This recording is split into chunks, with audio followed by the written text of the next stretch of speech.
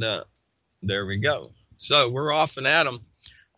This is Vince Easley. I'm your host for the next couple hours here at rlmRadio.com. That's rlmRadio.xyz.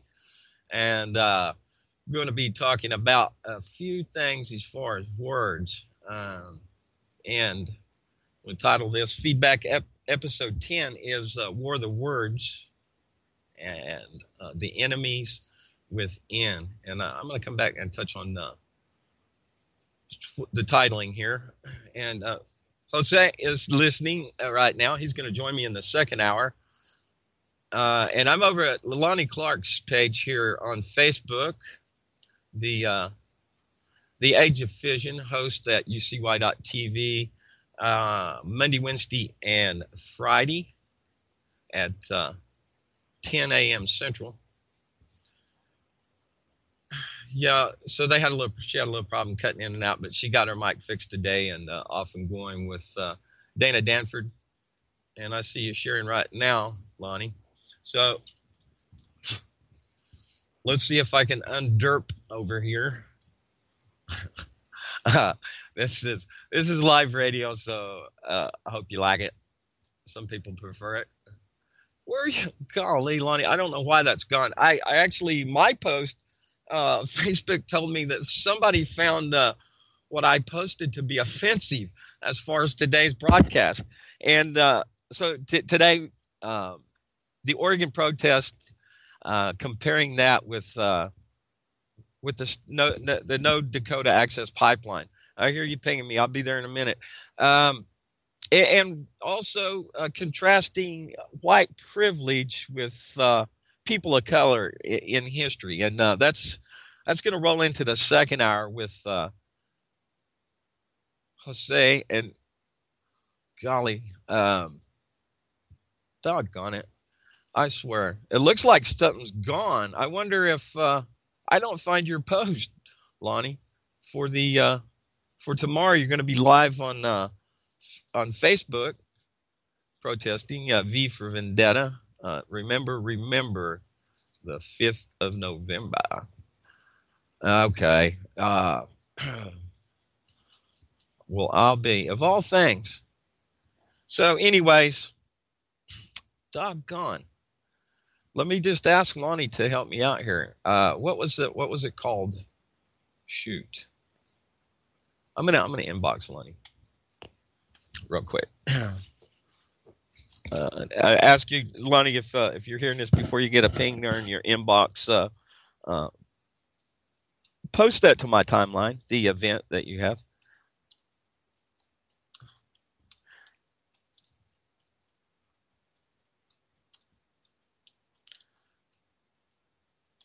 Okay. Please and thank you. Well, let's roll on and let me pop in here to the chat room. Okay, Lonnie's typing me back. Thank you, Lonnie. What was my ping over here? I don't see it. Oh, there it is. Graham says maybe more like red eyes. And I guess I'd have to back up some to put this in context. Oh, yeah. Hey, Judge JD, Judge Dredd, the German group that kicked that off, and I killed the tab, but I'll find that and tell you what it was. I guess I could actually grab you that link. That was I meant to play the second song there, but anyways, let me see what Lonnie, if she's still typing. And I go back here, and I'll grab you that there, JD. We'll click this here. Open that in another tab, and I'll grab you that. We'll put her back over here in the chat for you. And then I'm need to go check my timeline, see if Lonnie's caught up. So, boy, we ain't going to take long, too. I'm going to probably roll right into the 420 report before I ever get anything done. We got that, and we've got sample packages to pass out over here at the rlmRadio.com chat room. Stop in and say hi to the barman, and if you'll type in a 420 right there, and I think he'll be happy to pass you out a sample. So let me see here again. I'm going to look back here to Lonnie.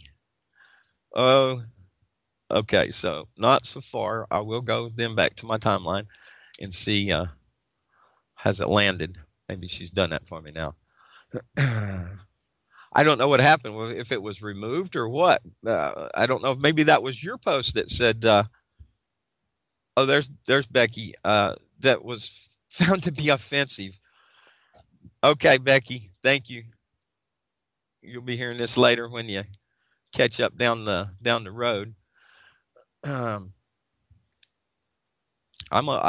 think as close as I am, I might just wait and do the 420 report and just keep a rambling around here, a mumbling.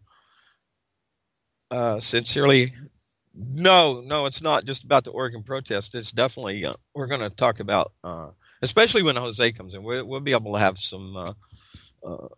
We can balance out, with since I'm so white, but I've got some information that might indicate that I may not be as white or hillbilly as you think I is. I want to do Lonnie, I want to give your a promo for tomorrow, but I don't know what the deal is. Is it gone? It was on my timeline, and now it's not. So what has happened to that? And I'll tell you what I'm going to do. Let me go to the Buzz Beaver on Facebook, and we'll gather up the 420 report, so it's ready to go. And that comes from Lacey. That's I think it was a couple of years ago that she shared that. So Lacey's a friend of mine. She's a writer. Well, she went through all these the online college, and she's really presented herself very well in the ability to. Right? Okay, there's the Buzz Beaver right there. And thanks, Gini, for your contributions there. You about put everything there by yourself. I hardly been touching all these pages I got. So I'm going to have this ready. We'll open this up. I could probably probably start the show a half hour late. Okay, Lonnie, where's it at? Come on now. Cannabis-based batteries could change the way we store energy forever. Wake up, world. I'm going to open that up. We'll be ready here in about 6 minutes. Don't let me forget. Gramner, ping me, give me a reminder. We have a celebratory salute for the 420 report with the Buzz Beaver. Yes. That will open, and we'll have that ready.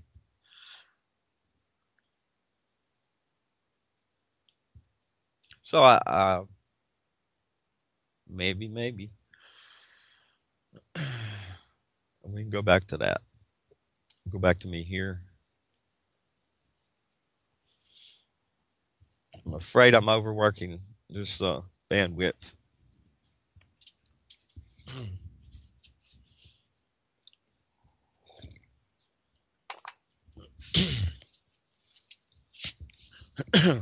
Lonnie, what has happened to your event?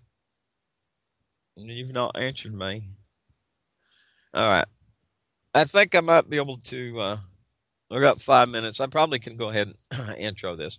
So let's do. All right. So the intro was oh, I gave the wrong intro. I was going to use the Kinks, the Enemies, sang by the Kinks. So what are you going to do? We'll do that one afterwards. All right. So the Enemies Within comes from Trevor Loudon from the Kate Show, SoundCloud user 201995189. And that was the interview that Kate did over there. All right, there's a ping. Let's see what it says. A double feed? Okay, so why? Is there anything playing? Ought not be. And let me look at what's going on over here. Uh-oh, connecting. All right. Let's pause this. Pause. Okay, there we are. We're back. And so we had do a little reboot over here and over yonder. And just in time for the 420 report from the Buzz Beaver. So thanks, Lacey. Chantel writes or Kennan. I'm sorry, she had her pen name, and I think she's using her name regular. So this was shared a couple of years ago with me. Cannabis-based batteries could change the way we store energy forever. This is by Marco Torres, guest writer for Wake Up World. Okay, so as hemp makes a comeback in the U.S. after a decades-long ban on its cultivation, scientists are reporting that fibers from the plant can pack as much energy and power as graphene, long touted as the model material for supercapacitors. They're presenting the research with a Canadian startup company, which is working on scaling up at the 24th National Meeting and Exposition of the American Chemistry Society, ACS, the world's largest scientific society. Although hemp, cannabis sativa, and marijuana, cannabis sativa variety indica, come from similar species of plant, they are very different, and confusion has been caused by deliberate misinformation with far-reaching effects on socioeconomics as well as on environmental matters. Hemp is the most universally useful plant we have at our disposal. The history of mankind's use of hemp can be traced back in time between 5,000 to 7,000 BC. Let me check the ping. Okay, thank you, Graham. Got the sound going. All right, thank you. So we're good. Okay, industrial hemp. Let me just scroll a little bit. There we go. Industrial hemp and seed could transform the economy of the world states in a positive and beneficial way. Why'd they capitalize states? Oh, that's the source. Yeah. Okay. Duh. And therefore should be exploited to its full potential, especially relating to energy storage. Dr. Midland, PhD, explains that supercapacitors are energy storage devices that have huge potential to transform the way future electronics are powered. Unlike today's rechargeable batteries, which zip up energy over several hours, supercapacitors can charge and discharge within seconds, but they normally can store nearly as much energy as batteries, an important property known as energy density. So Flash and I have had in the past, when we were doing This Is No Time for Rational Thinking, we had Larry Woods on with us several times, and just last week, Flash had him on as his guest on the Dork Table, and you can find rlmRadio.xyz YouTube channel and pop over and give a listen to as what they talked about last week. So Larry is a very interesting man, very smart, and has talked greatly about many of these ideas of storage. And in the past, I think he did give us an explanation about how a capacitor worked. But anyways, let's catch up. One approach researchers are taking to boost supercapacitors' energy density is to design better electrodes. Midland's team has figured out how to make them from certain hemp fibers, and they can hold as much energy as the current top contender, graphene. Our device's electrochemical performance is on par with or better than graphene-based devices, Milton says. The key advantage is that electrodes are made from bio-waste using a simple process and therefore are much cheaper than graphene.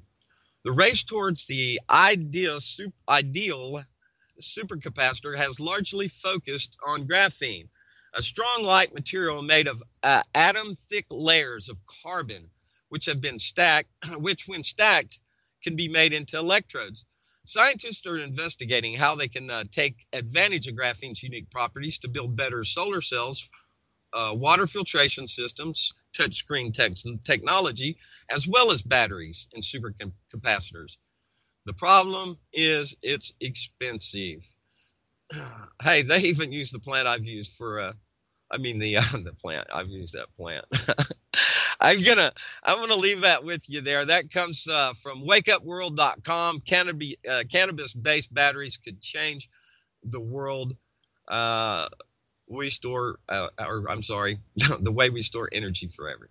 And I'll grab that and bring it all to you. Okay, there you go. Thank you, Lonnie. I think she may have.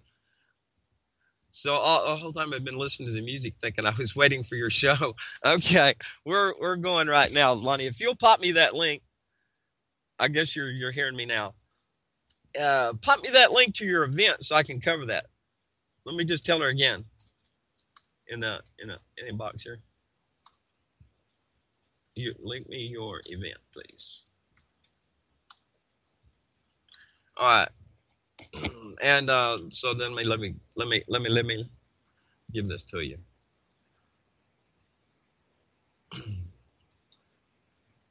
There it is. And again, that is wakeupworld.com. Cannabis-based batteries. Hey, welcome, Belle. I see you.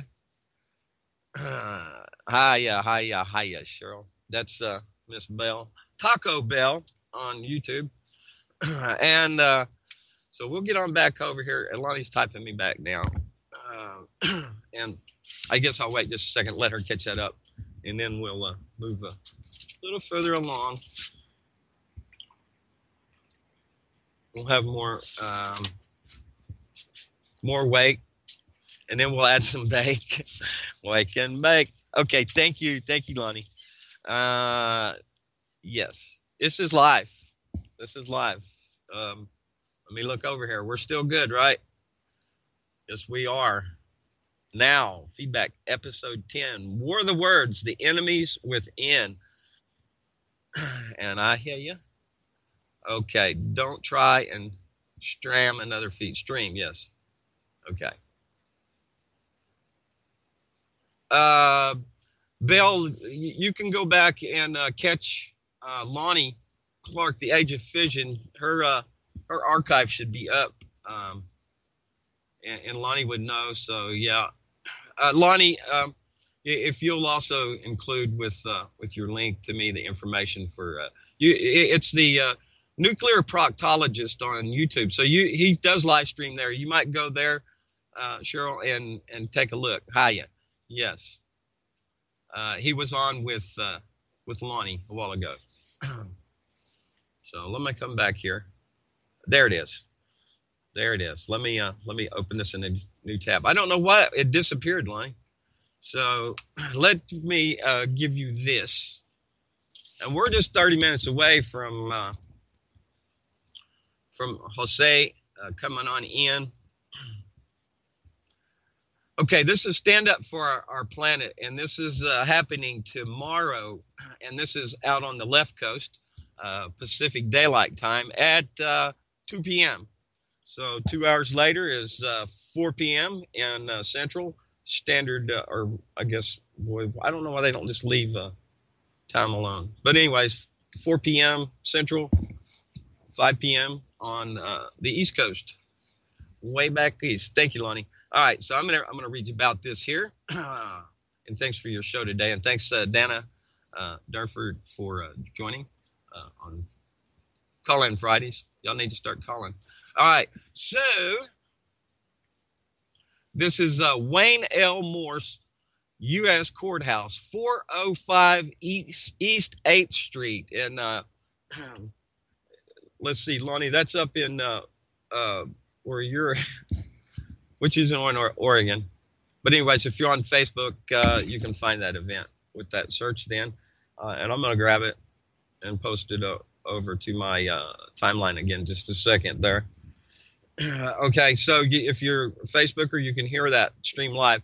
Anyway, so this is the courts are being strangled by elected officials, coercing by big contributors.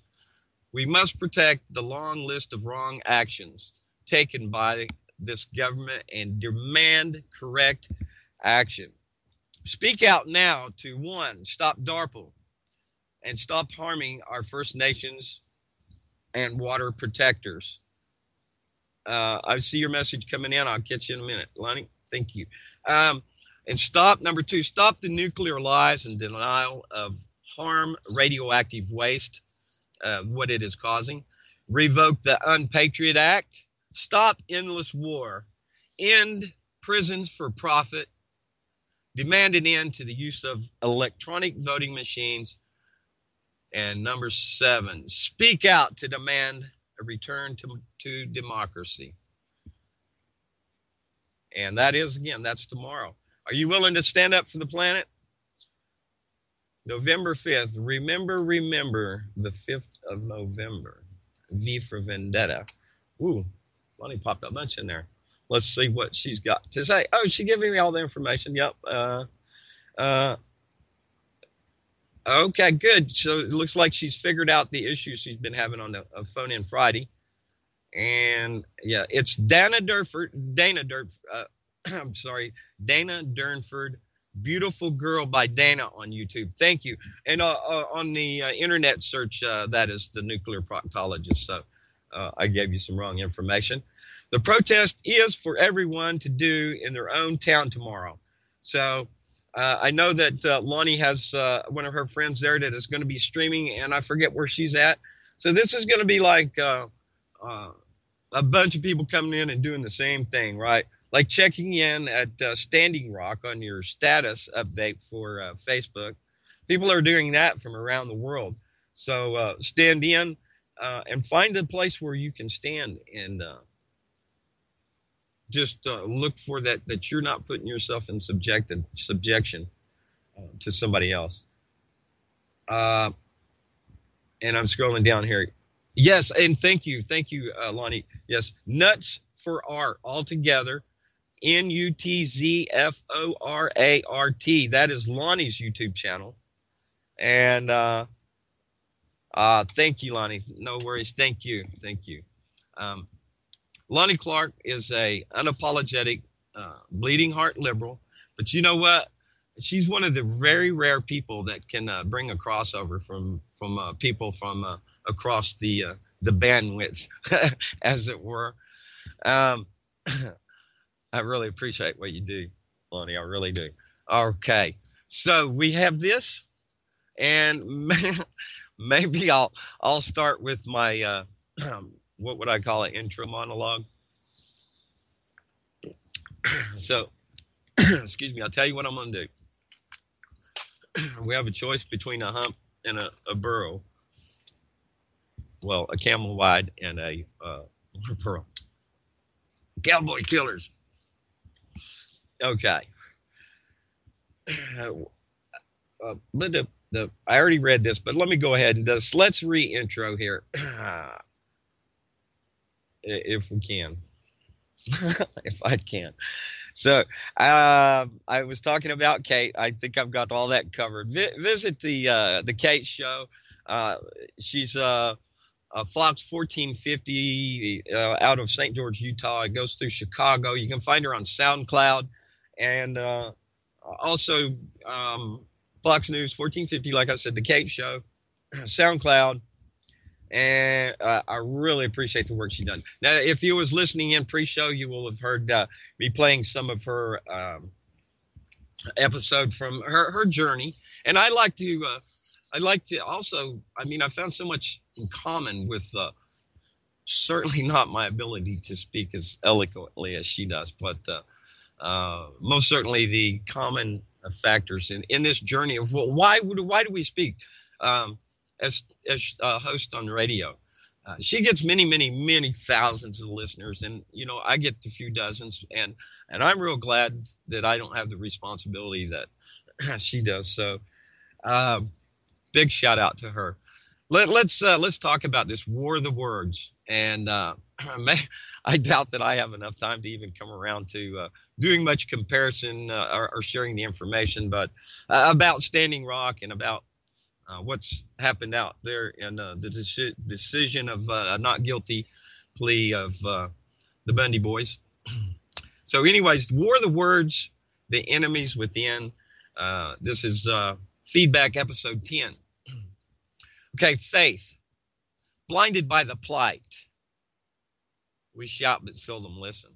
When you exalt yourself above all else and all others, and where they exist in your subjection, when does one belief in oneself become self-deluding?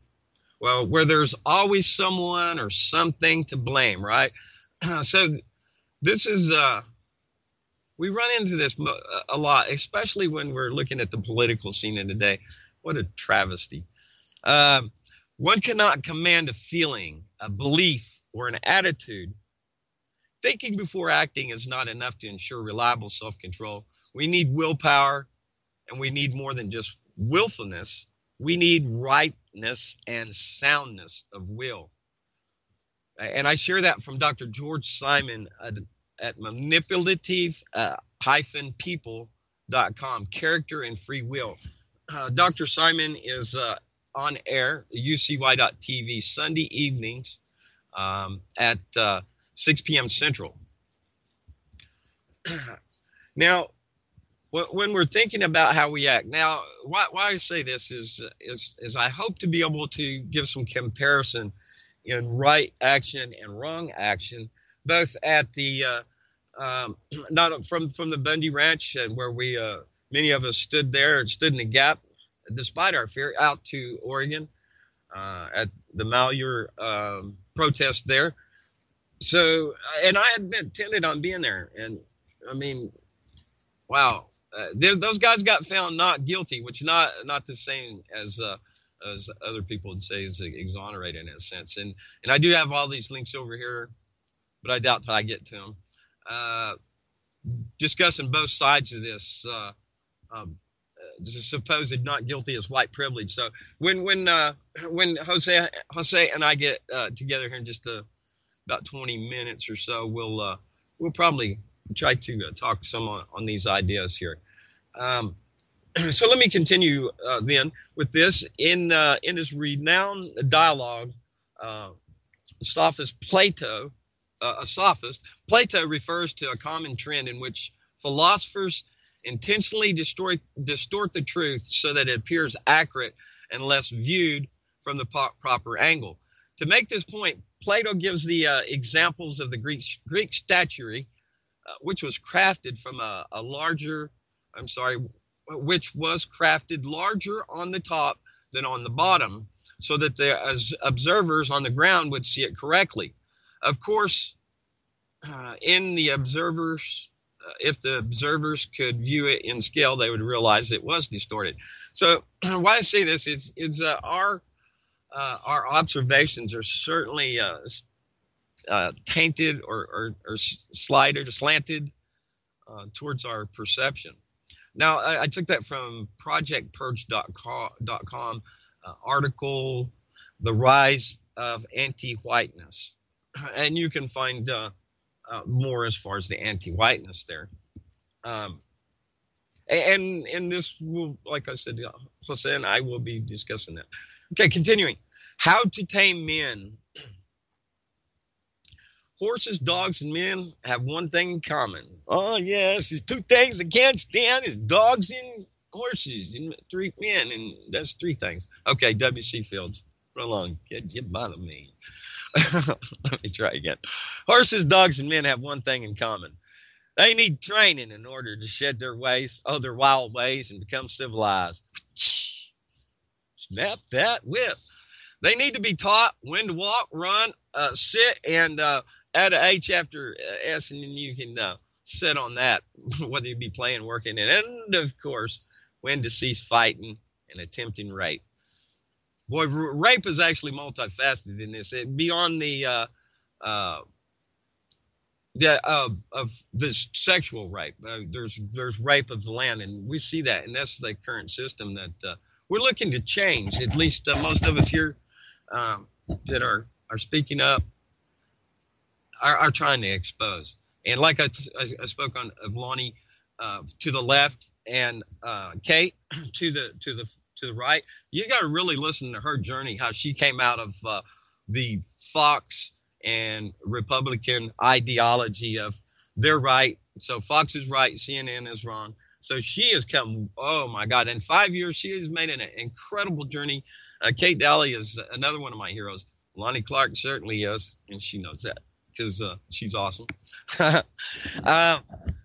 So that comes from a voiceformen.com, sexual-political, how to tame men. Let's see here. We are all collectively, as a species, responsible for what may be the greatest Holocaust on Earth, and that is our own suicide. How do you walk away from that? Thank you, Adam Jones. That's Athiest Adam on Facebook. I don't think he has a website, but you know what? I've been on my journey. I went out to let me just interrupt myself. On my journey of exploration, I have gone to as far as I can in all directions and searching out. So when I come back with my view, I hope that it is as little biased as possible. Of course, that's not going to be true that it's completely without bias, is it? So, thank you, Adam. Oh, I was going to say about Adam, he has a lot of followers around the world. He lives down in Australia, down under. Good day, mate. And over to Mary B. Good day, Sheila. And I hope you're listening. I ain't seen if you're in the chat room or not. Did I tear it up? Okay, now onward, upward and onward. The biggest threat to our existence is the human tendency to listen. Let me try this again. For Russ Tanner, globalskywatch.com. The biggest threat to our existence is the human tendency to listen to that little voice that says, don't get involved. Thanks, Russ. globalskywatch.com. We're going to come to a little bit of bitterness here in a sense, because, and I understand it, and this goes on to the racial tension that is provided for us. But stroke humanity's humongous ego, stroke it, says Matthew Stevens on Facebook, Permaculture America. This man I've been following too. He's up in Chicago. Julieta, I know you're listening. As friends also, I think I've introduced y'all. And I'm going to go back on my account and change back to Connecting Voices from the paraphrase plagiarist, although that's what I do. I think it's a little obscure. Anyways, kick that coon and catch the squirrels and put them back on the cage. Let's get this cat thing spinning here. Okay, so where is true consciousness? Within? Why is it not visible? Let's talk and talk and talk, and in the end, do nothing. Let's talk about some more and do nothing again. We will wait until it's too late to do too little. For what reason shall we collectively choose an outcome? Why? Huh? Indeed. Thank you, Matthew Stevens. And when we do set out to do something, we remember the best laid plans of mice and men often go awry. And that, of course, comes from Robert Burns' poem To a Mouse. From a mouse. The mouse, he kicked and kicked until he turned the cream into butter. Oh, wait, that was a terrible Christopher Walken. Okay, so back in... Laugh at me if you can't laugh with me. 1786. It tells how he, while plowing a field, upturned a mouse's nest. And of course, before he opted to make his title an homage to Scottish poet Robert Burns' 1785 poem, To a Mouse, on turning up her nest with the plow, Steinbeck considered a far more deliberate option for his title, Something That Happened. Something That Happened. And that's of Mice and Men, Steinbeck, of course, and they made it to a movie, and even they did a remake of it too. So you got options there. And that comes from mentalfloss.com, 15 things you might not know. And I think that if I was to continue reading it, would be about Of Mice and Men, the Steinbeck novel. Okay, 15 minutes. Can I do a little bit here? Let me see if I can cover a little bit on both sides. I would like to take this from Thomas Robert Lacovara-Stewart. He and I met out in 2014 in Bunkerville, and a pretty good fella. He's been a guest of mine a couple of times, and now there's a lot of smart folks I know, a lot smarter than myself, and thanks, Suzanne Posel.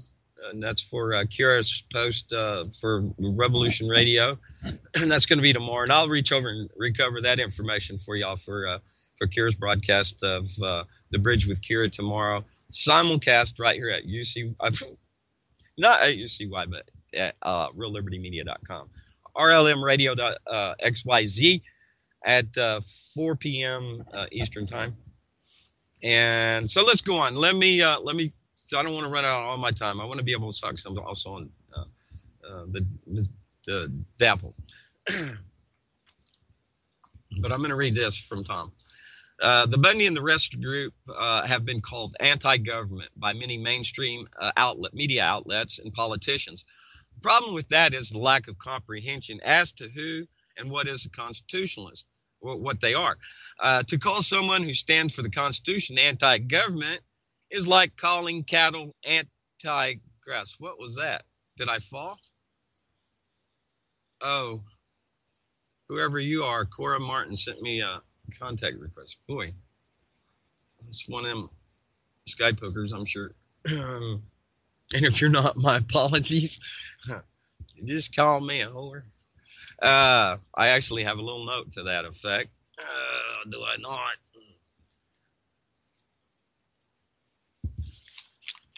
Well, wasn't there? I thought I had it. Is this it?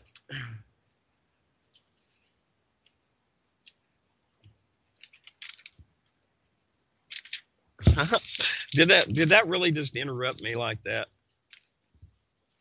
Oh well, I think I said it last week. Let me not interrupt me. I'm going to run out of time. We're going to get Jose in here in just about 12 minutes. So cows, right? Yeah, calling cattle anti-grass. Or most politicians anti-deceptive. Yeah, right. We, the people, are the government, and I am no self-hater, Tom says. That being said, the case the government had on the group Conspiracy to Impede was just what they like to call us, constitutionalists, conspiracy theorists. I'm still streaming. Somebody ping me. I'll have to catch you here in just a second. Conspiracy theorists. It is rather a sweet victory to feed back upon them after a jury heard that all they had to offer, the same term they always mislabeled all of us with, only this time more accurately calling them what millions of dollars of taxpayers' resources spent on the attempt to justify their protection of several rogue agencies. Is what I'll do. I will let you. Let me open a new tab and go to chat. I'll bring you that link over here to rlmRadio.com. Let me actually. I was popping over there. Let me grab it for you. Because I'm going to run out of time, and I want to give service. Yes, Grimner is proudly, firmly anti-government, and that's a much a deeper conversation. That how we would discuss that, and the use of the word anarchist, of course, is I think misrepresented by those that are anarchists. They call themselves so, and those that are not. The anarchy that many of us, or many of regular people, I might say, would assume anarchy as mass confusion, breaking windows, and kicking out windows and burning trash cans. And there we go. So so I don't run out of time.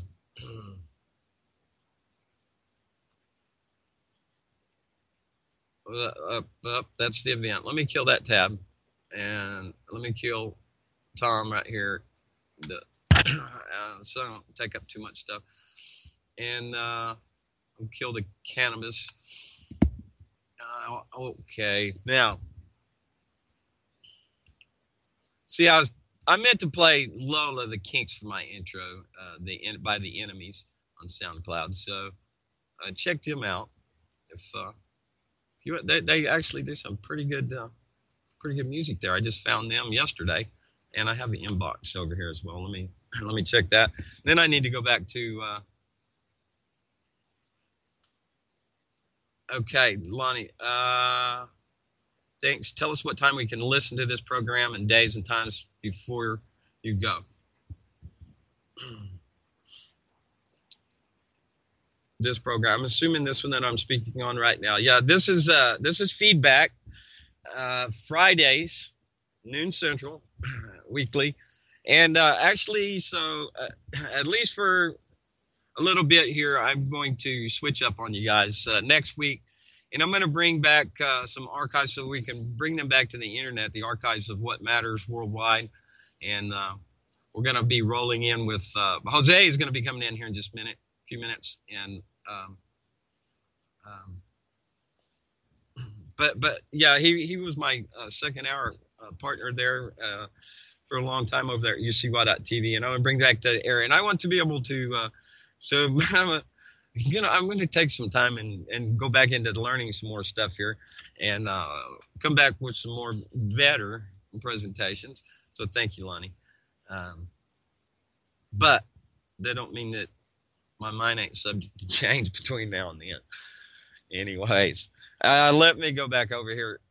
If I could, yeah, let me go back and get some doubtful. And my page I call Matters of Review on Facebook with one like, and that's me, and it's meant to be that way. This is where I do my notes at. It makes it a little easier. So I've got my Skype over here with all kinds of stuff for showing. Oh, that's the request from whoever she is. That reminded me about those notes. Never mind. Okay, so also prosecutors confirm FBI agents posed as a film crew in Bunkerville standoff. Longbow Productions was the name. There's those notes. So talking about the Dakota Access. So there was this here Google Bookshop. What a O-ring is. So there was a fire. This is Endeavor and Technology, oil and gas pipelines. Google.com. Let's search there. It's a short there from our excerpt. Ingenuity and sweaty human endeavor are better words than technology to describe pipeline development in the early years.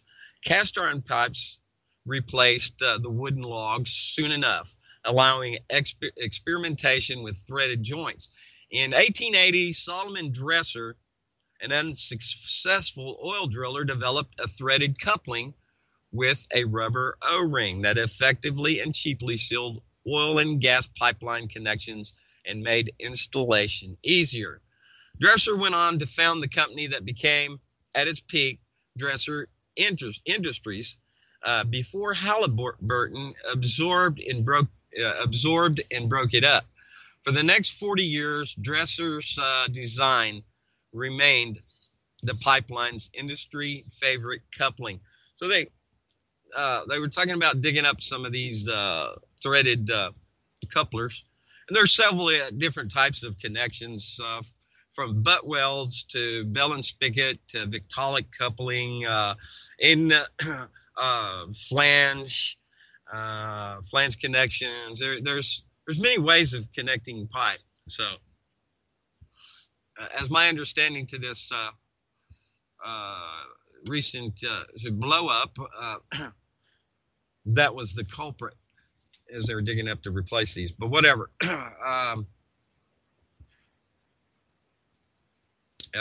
Sorry. My mind is spinning as my tab was. Yeah, that was the massive North Dakota oil leak proves Native American protesters right for fighting illegal DAPL pipeline. So certainly, I think I hope that I can express myself a little better in the second hour talking with Jose. And we're going to talk about some differences. But, yeah, I stand with those up there in Standing Rock. And what we need to be looking for is where the commonality from both sides, left to right, and where we can work together. Telephone. Tab lost dog, I know. Hello. Hey. I appreciate it. I'll see you here in a little bit. I'm doing some radio right now. Bye. That was my friend. Thank you, Sheena. Ooh, snap. Snap. My page died. Let's see if I'm still alive over here at Real Liberty Media. I am. Hey, Sock Popovich joined up here. So I've not been keeping up with you guys there. So this is RLM Radio Feedback, episode 10, The Enemies Within, on the War of the Words. And so as this is reloading, I look to see that my stream is still streaming. It is. You know, I guess I need to go over here. Jose, are you ready? Let's bring you in. Let me see. Here's my Skypers. And let me just get you over here, Jose. He's a skinny guy, trapped into the body of a fat, extremely handsome man. Yes, that is Sir Handsome. Okay, let's add you up. I hope you're ready. Wait, you was okay. Well, let's see. Hey, baby, ¿qué pasó? I think we have Jose. Hello. It's showing connecting.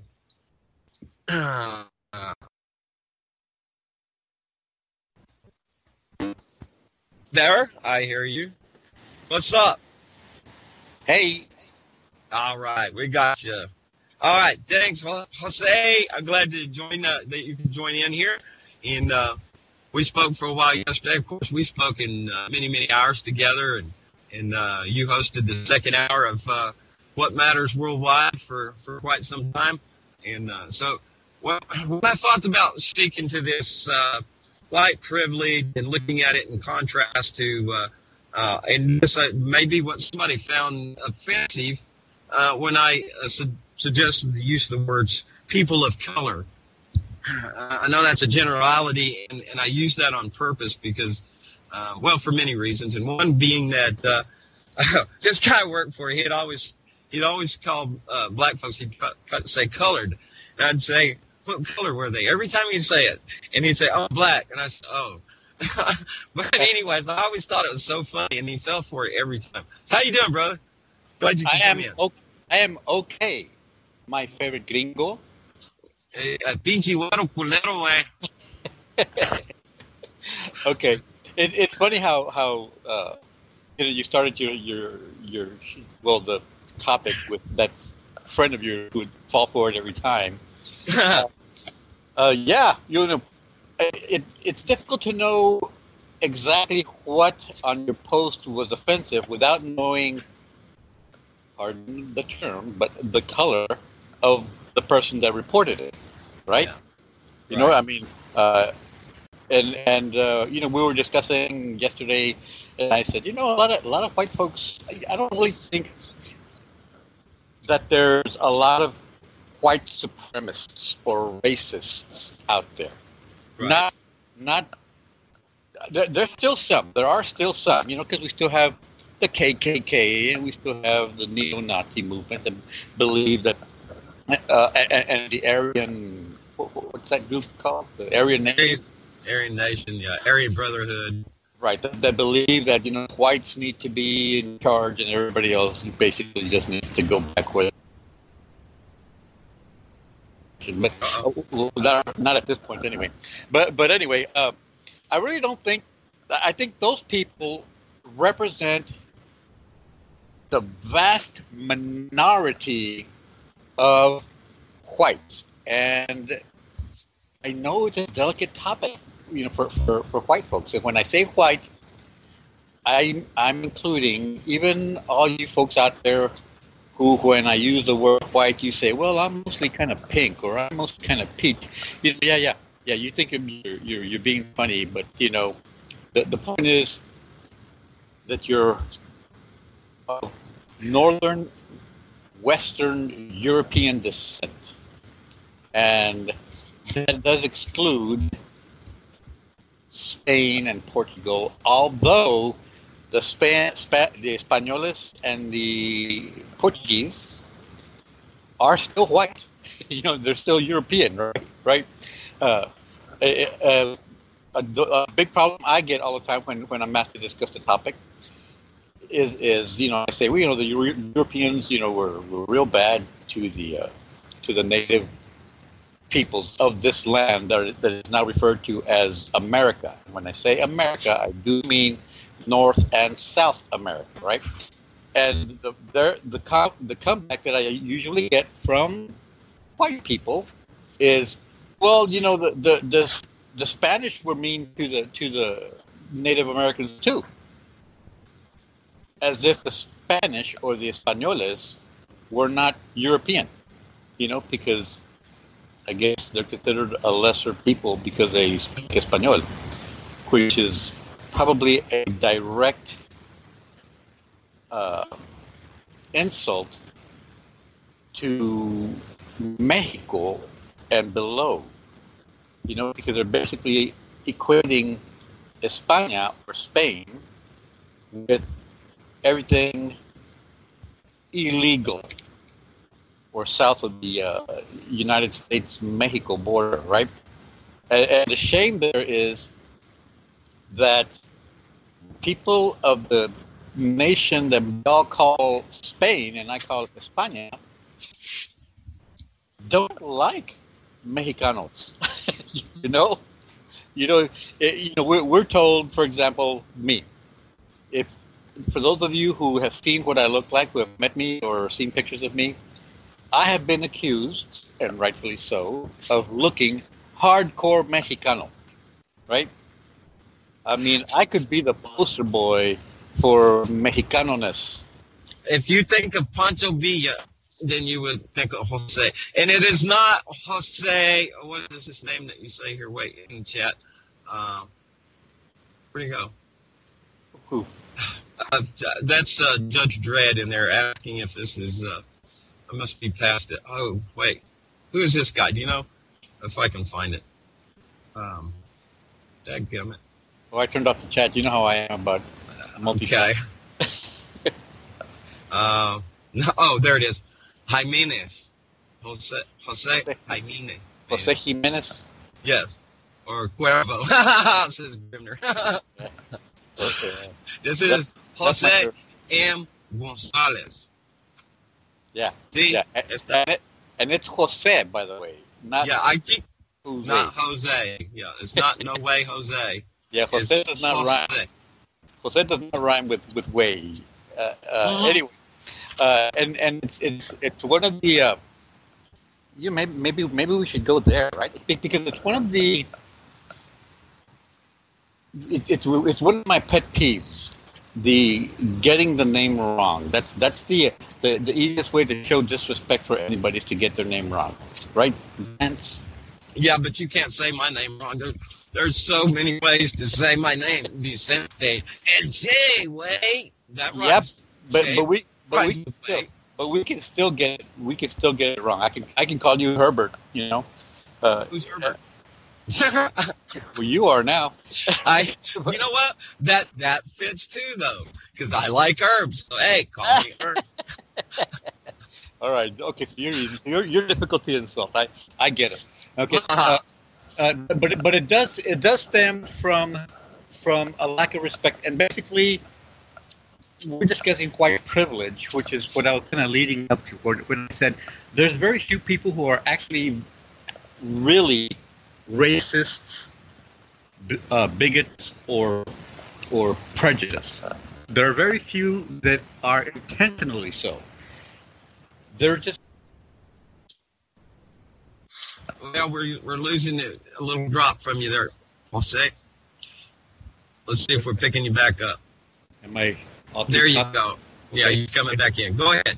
So I'm saying, calling a white person racist is an insult because most white people in the United States, in fact, in the world, truly believe that they're doing their best to treat everybody equally, and I believe they're trying. But the problem is, when you're raised in an environment that was based on racism, it's kind of hard to do away with all those old cliches, with all those old ways of thinking, And I don't mean thinking that blacks, Mexicanos, Asians, or anybody who's not white is inferior, because you can teach that in school, and kids will say, okay, yeah, I get it. Everybody's equal, right? And then you go outside in the playground, and you expect girls to run as fast as boys, and up to a certain age, yes, girls and boys are pretty much the same thing. Their bodies are exactly the same, except for the genitalia, right? But once girls start getting wider hips, biologically, and it's been determined scientifically, it's harder to get those hips to swing front to back faster than the narrow hips that young men have. So therefore, men can run faster, not because they have stronger legs, but because they have narrower hips, right? Okay, so you go in the classroom and you're like, yeah, men and women are equal, and then you go outside and you say, you run like a girl, meaning you're not as good as boys. See, and that's a bigoted way or a sexist way of thinking, and usually bigotry, sexism, and racism all go together, right? And it can be as simple as my son posted. What did he post? Yeah, I don't know if he posted. He told me he had posted. He said, I finally got myself a black girlfriend. I have to get the one black girlfriend that doesn't eat fried chicken and watermelon. He thought it was funny. We laughed, and I said, "Hey, mijo, that's kind of like off the edge there." And he goes, "Yeah, I know that, but I'm only telling it to you." And I'm like, "Well, yeah, but see, we perpetuate that kind of thinking, right? That all black people like fried chicken and watermelon, and if they don't, they're..." I like fried chicken and watermelon. You don't count. You're white. Ha! Right. Okay. Anyway, so when you perpetuate that stereotype, there's a lot that goes with it. Yeah, Mexicanos can talk and joke about how we love to eat frijoles. You guys call them beans, right? Magical fruit. But and white folks can make fun, can make jokes about how Mexicanos like to eat frijoles or beans. But when white folks make fun of how Mexicanos like to eat frijoles to Mexicanos, that's kind of crossing the line, right? So my point is, why even cross the line to begin with? Why even make fun of it? And by the way, medically speaking, it has been determined that Mexicanos in the United States of America outlive gringos because of how we eat, right? Because we do eat a lot of beans, and we also get a lot of exercise because we get all the crap jobs, right? But when you think about who should be superior, I'm like, well, you white folks, you're not doing too good. You're not doing too well in the United States, right? The average lifespan of the white folks in the United States, I believe, don't quote me, give or take a couple of years, is 66, right? and Mexicanos lived to 69. You know, so we kind of got the edge on you. We're gonna get the last laugh eventually, right? But like back to topic. You know, I don't think too many white folks in the United States are racists, but they keep. Okay, we got you cutting out just a little bit here. Let me jump in here. Let's catch up on some chat here. Let me relay a little bit here.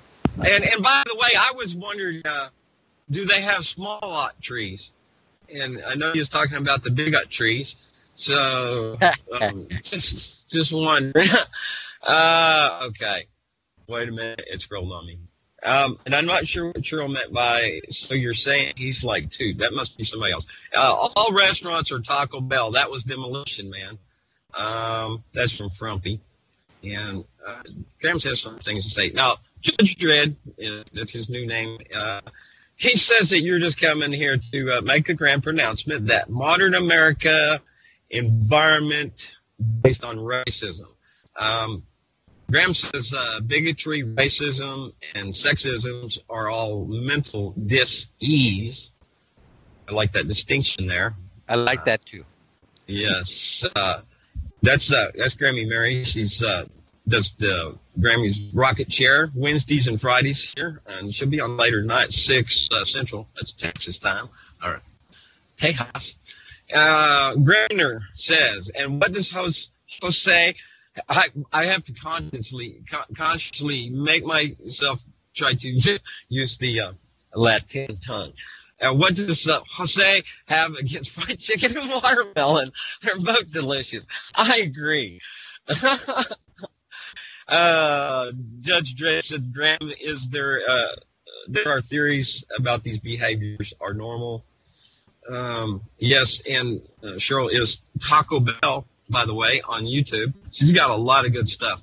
Let me just try to get down here at the bottom so I can quit interrupting you. Where'd it go?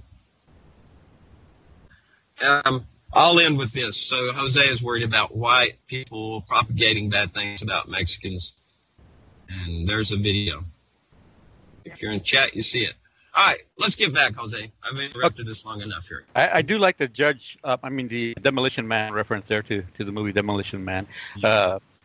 But it's not not my favorite quote from that movie. My favorite quote is where he says, "Rat." I'm eating a rat. He says, "Rat." I'm eating a rat burger. And the lady in Portuguese says, "Sí, señor." And he says, "Best damn burger I've ever had." right. But anyway, back to this. And like I said, I don't know. It's a delicate topic, and the reason I started off with discussing how white folks are not racist is because y'all tend to get very defensive because you're doing your best. You're doing your best, and there is progress, although the white privilege is still out there, right?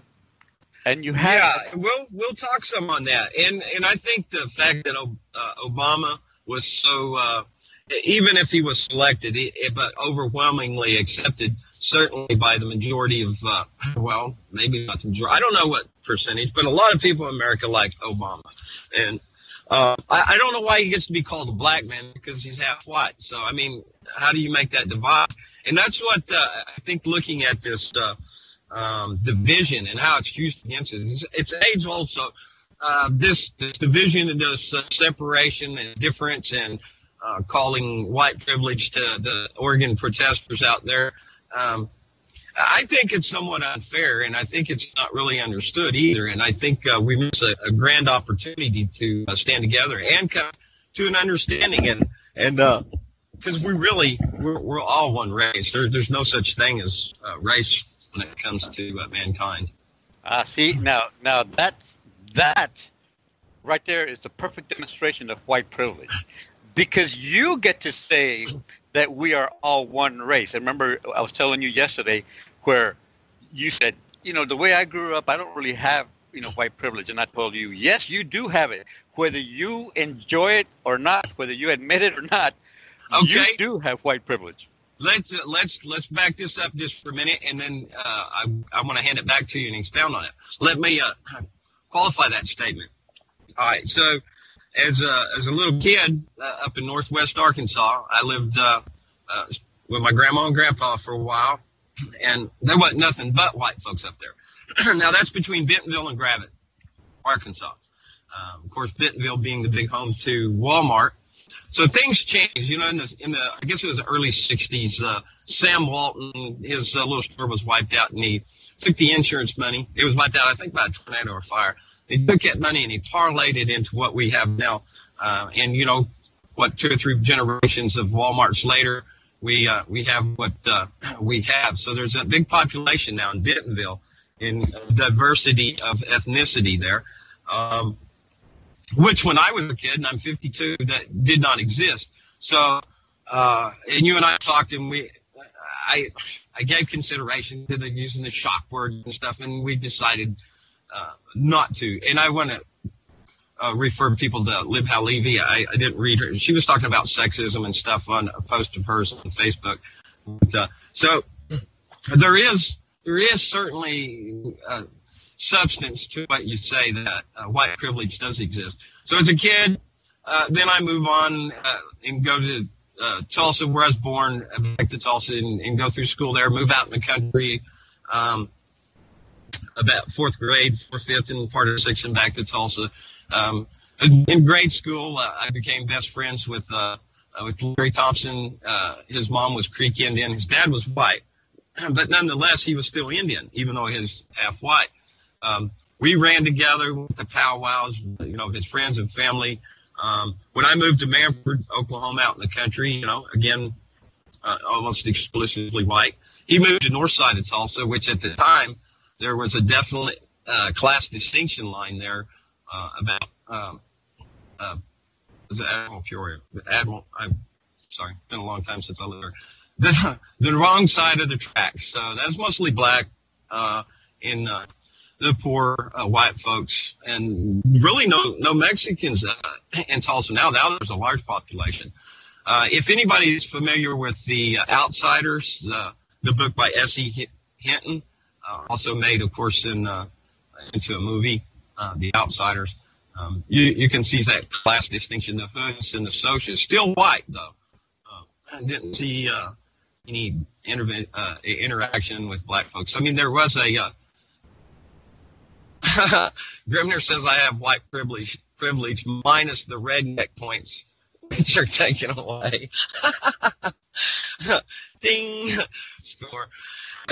So anyways, I have Indian, what do I call it, life experience. I then so on. I go and on to a teenager, 14, and boy, I really was a delinquent. And by the time I was 15, I did an armed robbery in Texas, no doubt. You don't mess with Texas. So anyways, I get certified as an adult, 10 trial, get a couple of 10-year sentences in the Texas Department of Corrections, are now called Criminal Justice, or just us, or them, should I say. But anyways, it was a good positive experience by the time I did go to the penitentiary, which was 10 years later. So during this 10 years, I do about 4 years on probation, about a little more than 4 years on the run, and a couple of years in penitentiary, and 3 years on parole. But in the meantime of life, you know, working, I quit school, went to work, and who's working? Mexicanos. So I have lived and worked with Mexicans across the country. You know, my brothers and sisters went to college, and I took another course. So later on in life, after divorce, which was the hardest, I thought it was really hard being on the run all them years. And I turned myself in and put it all behind me. But a lot of life experience. The penitentiary, and imagine being 15 and white in Dallas County jail. And I was always, you know, since I was young. So, but it took extra efforts. There was less privilege being white, being incarcerated. I'll tell you that. And then on 10 years later, when I do go to the penitentiary, of course, by that time I was a genuine badass. And so no problems. And I did see a lot of things, and white people are disadvantaged there. So that one contrast. But after my divorce, I decided to go out and try to destroy myself. And so entering the drug world, being a professional drug user out in Vegas, I'll tell you the environment that I'm trying to say the word, that I submerged myself into was, again, more black. Now, you think that sounds racist, but you can go back and look at the orchestration of drugs into the black neighborhoods in the, of course, in los Latinos in the barrio. También, you know, there's been certainly, I say the black man has been shackled. He's a shackled runner and still is. And that is this differentiation between white privilege. So I am well qualified, in my opinion, life experience that I think I have some understanding of where we sit. Of course, not being other than white, you know, there's no special claim or privilege to be able to say certain words. And at least I think some folks will catch the drift. But again, we're not going for shock words. So now to white privilege. Jose, let me hear from you, and maybe we'll work through this. Okay. And thank you for demonstrating your white privilege on the air in front of the billions and billions of people, listeners that you have here. Mm-hmm. Because you demonstrated your white privilege, Vince, in telling me your story and how you can relate to non-white folks because you were raised in a neighborhood or went to prison, how you worked with these people and so on and so forth. Whereas a Mexicano or a black person does not have the privilege to demonstrate how white he is because he was raised in a white neighborhood or worked with them or went to prison. You know what I mean? Yes. A white guy like you, and that's not your fault you're white, can say, hey, I understand you.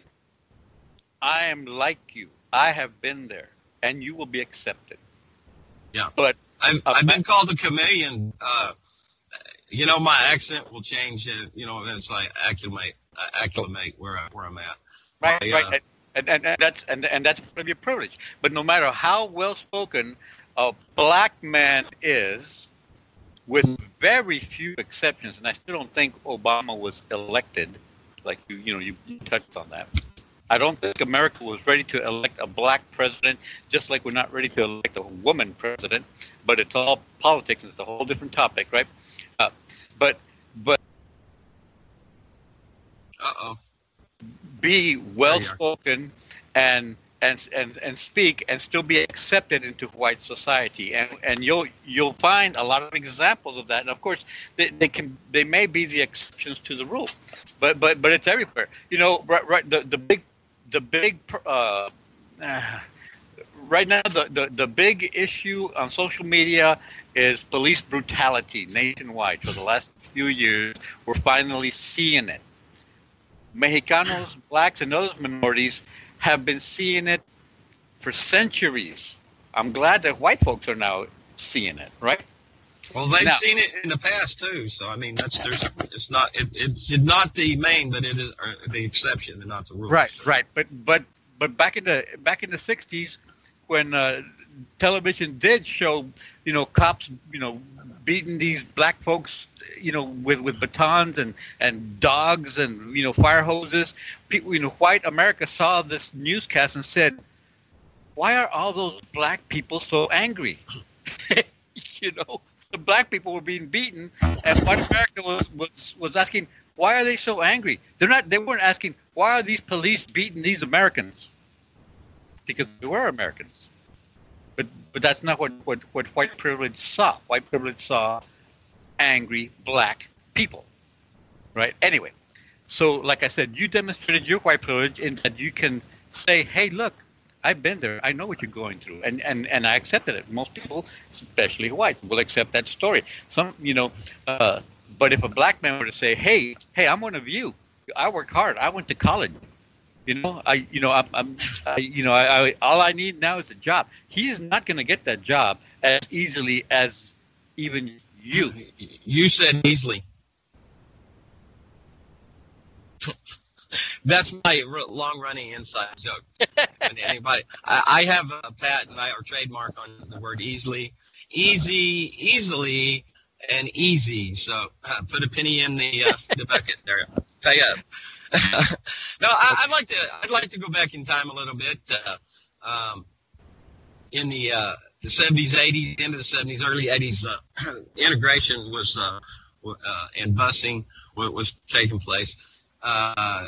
And so black kids came over to the white kids' school, and that's just the fact of the matter of what it was back then. There's no racism there. It's just observation. And you know what? I found that even though the black kids were accepted, you know what? They were still black. And, the N-word was always on the tip of somebody's tongue, right? So, I mean, the fact that it does exist. And like I said, the black man is a shackled runner. But so as time goes by, of course, now Tulsa is completely integrated. But, in my lifetime, I saw that. And in the 60s, they were still, being black was dangerous. We don't see lynchings in the KKK. I mean, I think that's the KKK ideology. Like you said, where most people, white people, ain't racist. I think they've lost their credibility. Well, they've changed their tactics, modus operandi. Yeah. And basically, what happened is they've integrated the police departments, so they don't have to lynch people. Black people, Mexican. They're shooting us right in the face of America. That's true. And America but you don't have to be black or brown for that to happen either. You do what the police say, you don't get in trouble. And this is a different form of lynching.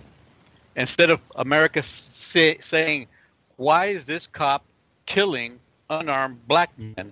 They are bending over backwards to make it look like the unarmed black man brought it upon himself. Right. Now, here's some white privilege.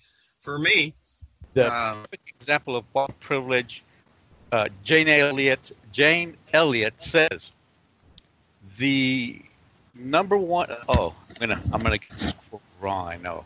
Let me see if I get it right. She says the number one white privilege white folks have is that we get to deny anything about any culture except our own. The number two white privilege that white folks have is that we get to deny that we're denying it. And that's it. If no matter what I say, no matter how many facts I bring up, no matter how correct I can be, there's going to be white folks out there that are going to say, "Oh, he's just baby crying. He's just complaining." In America, we're all the same. And by the way, you interrupted me when I brought that up, where I said only white people have the privilege to say that we are all one race.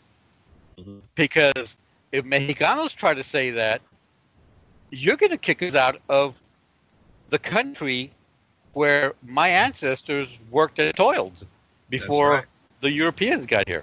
And still working and toiling. Because you passed a law saying that all people are not equal because we were born on the other side of this imaginary line that you guys decided was going to exist. For the record, I'm against imaginary lines. Got real quiet over there. I wonder if I'm still on, but I'm going to keep on talking. Can you hear me? I'm told otherwise. Are you hearing me? Hello? Hello? Jose? Dog talk. Can you hear me? Can you hear me? Okay. Here's Jane Elliott.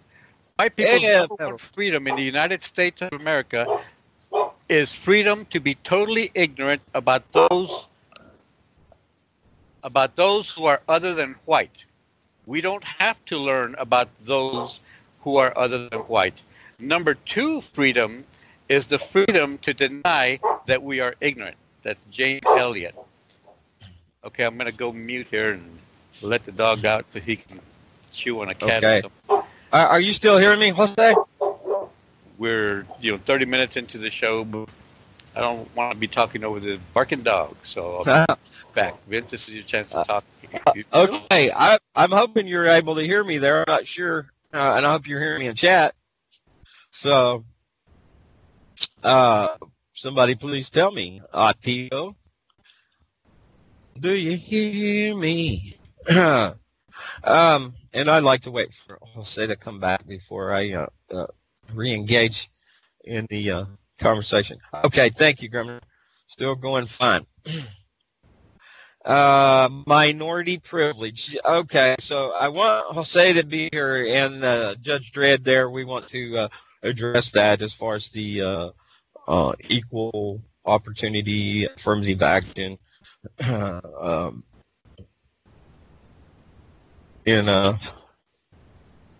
Okay, I was reading chat there. Let me go kick this cone. Kick the squirrel. Hey, wake up, squirrel. Is he turning? There he goes. Come on, go. I didn't punch that doggy. Wait, I got the squirrels going. All right, got a good spin. Take a break and get us your nut there, buddy. Thanks for that. We had to repower squirrel power. The coons are on vacation. What did I miss? Because I was talking. I was waiting for you to come back. I didn't think you'd. First, before I go back and chat there and catch up on a little bit right there, I want to give an example of white privilege as far as for myself, where I live at here. It's almost entirely white here. Do you hear me? I hear you. Okay, good. All right. So almost exclusively white here. My church, we have a friend of mine that is not white, and her kids. Thank you. I see. Thank you, Julieta. So I gave it up. I gave it away. Julieta is listening, Jose. Uh-oh. She told me not to tell you. I didn't keep that secret very long. Okay, so being white here, where I deal with have to have an interaction with a cop here. I'm definitely at an advantage in being white, but again, I say you can be white here too, and maybe you're not going to like your experience, and it all has to do with presentation. And if you look like otherwise normal citizen or act like that, or you're okay, out doing stop. things. No, you have to stop right there. You got to stop, Vince. Okay. Because I love you, man. But God, the words otherwise normal citizen is too subjective. Who decides what a normal citizen is? For example, why are the folks of Black Lives Matter anti-American when they are in fact American? You know? If Americans say police have to stop killing black people, white people do not have the privilege, or should not have the privilege, to say, hey, you're being anti-American because these black people are American. And not only are they American, they were brought here against their will. Okay? Yep. And then if we argue on the side of, well, not they, but their ancestors were, right? Now, so when you tell them go back to where you come from, ouch. Anyway, and I'm not saying that any of you guys out there are saying this. It's a very small minority that does say things like come back to where you come from, right? Most of these black folks don't know where their ancestors came from because they were kidnapped. They were stolen. Now, go ahead. You know what? Just interruption, real quick sidebar. With genetics and stuff, that's becoming more and more easily done to to be able to find your ancestry. And, just like here where I live at, I can tell people that their family's been here since the 1850s. There's a certain characteristics that show that they're of the same family. And you can see similarities in European and Black. And as far as the Asian, I think I'm not supposed to say Asian, right? No, Asian, yeah, not Oriental. So I said it right. Yeah, I don't want to use any bad words. But you can tell characteristics, and it comes from the isolation of gene pool. You go back where I say we're one race. We have common ancestry, all of us, and then of course the dispersion of man over the millennia, and then isolation of gene pool. So family groups, and then from that, come up with would be called races. Thanks, Jeanette Swanson, for your post there on solidarity with Anonymous, only in Fort Lauderdale. So check that out if you're on Facebook. And so where did I interrupt us at, Jose? Okay, you fuzzed out. I heard you say my name. So I want to read something real quick right here. I hope this comforts a lot of white folks out there. And it's very short. It's actually a meme. You call it meme. I call them memes. But anyway, examples of what white privilege deniers think it means to be told, check your privilege. They think it means apologize for being white, believe white is bad or wrong, be ashamed for being white, and feel guilty for being white. Examples of what people actually mean when they say check your privilege are, and just for examples, you are inserting yourself into a conversation where you shouldn't be. Acknowledge what you are doing, apologize, and stop it. You are making my pain about you. Acknowledge what you are doing, apologize, and stop it. You are belittling my pain. Acknowledge what you are doing, apologize, and stop it. And last, you are making my fears, concerns, and troubles less important than your annoyance about me talking about my experience. Acknowledge what you are doing, apologize, and stop it. That's like best meme I have ever seen regarding white privilege. Why don't you share that if you got it popping on my timeline? Okay, yeah, I'll put it on there. And this is the most powerful one I've seen, because, like I said, you accuse a white person of being racist, of being bigoted, of being sexist, of being you're accusing them of something, and the white folks automatically and understandably so tend to go on the defensive. Yeah, I think so, and it did for me. I found myself landing there as well. So, for the anonymous listener there, this is Jose M Gonzalez. He's my guest, a friend that we in past did radio together. He hosted the second hour of What Matters Worldwide. So tell us a little bit about yourself. You're ordained and you do counseling. I really have a lot of respect for your opinion, and I've learned a lot from you personally. And what's war of the words? A lot of times people are, being too busy being offended to hear what's actually being said, right? Right, and of course it's understandably so, because it's human. It's our human nature. I do the same thing. I'm Mexicano, and I'm also very attractive. And you do the same thing. You're gringo, and you're only moderately attractive. Yo soy guapo. But it's human nature that when somebody says you did this, we want to say, no, I didn't.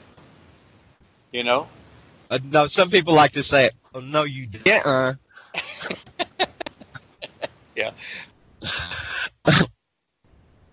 Okay. All my life of being a preacher, right? When I was in high school, it was one of my nicknames at my little ganguita, right? The little clique that I was involved with, used to call me preacher. As I grew up, I had this crazy notion that I should always be above reproach. I would never steal. I would never cuss. I would never, be inappropriate with a woman or a girl, because I thought someday I may run for president of the United States of America. And when I do, I want them to look back and say, hey, look, this guy's lived a pretty cool life, this guy deserves to have my vote. Isn't that kind of silly? Because look at the people who are running now. Yeah, jefe. Well, the people that are running now had no idea. And now they have to put up with all the with reports of all the bullshit that they did. Pardon my language. Okay. And by the way, my clique. Remember, they used to tell me. You see how I say a borderline cuss word, and I say pardon my language, and my clique would say, "Who talks like that?" Yeah, I laugh so hard. Right. I mean, and I'd say, don't give me no crap. Pardon my language. And they're like, why? Why do you say that? You're not normal. You don't belong with us. So I had to dumb myself down. Okay, so finally, I forget when it was. I finally decided to become ordained, and I did become ordained, and my title is the very esteemed Jose M Gonzalez. Now, Sir Handsome. To me, that's a little big-headed. So I just go by Jose. Just call me Jose. And I tell very few people that I'm ordained, because once you tell somebody that you are, a clergy person, they kind of tune you out. Like, oh, I can't cuss in front of this guy. I can't talk about marijuana. I can't be honest, because he's gonna be judging me. So I rarely announce myself as clergy. I just, I'm just a Mexicano here, listening in, partaking in it's bad enough already being Mexicano and having the kind of, language that people say, who talks like that, about, right? I mean, when you see me, you're like, oh, are you here to mow our grass? My name is Jose. I'm working all day making $5 in pay. I go see Maria, and she making me tortillas, and she taking my $5 away. Hey, okay. Wait a minute. Hold on. I'm smoking marijuana. I gotta go meet some white women's. Yeah. Whoever told you that you get points deducted for redneck is right. And you know what? I love redneck. Wait a minute. So I got to stop you right there. I've got to make this clarification.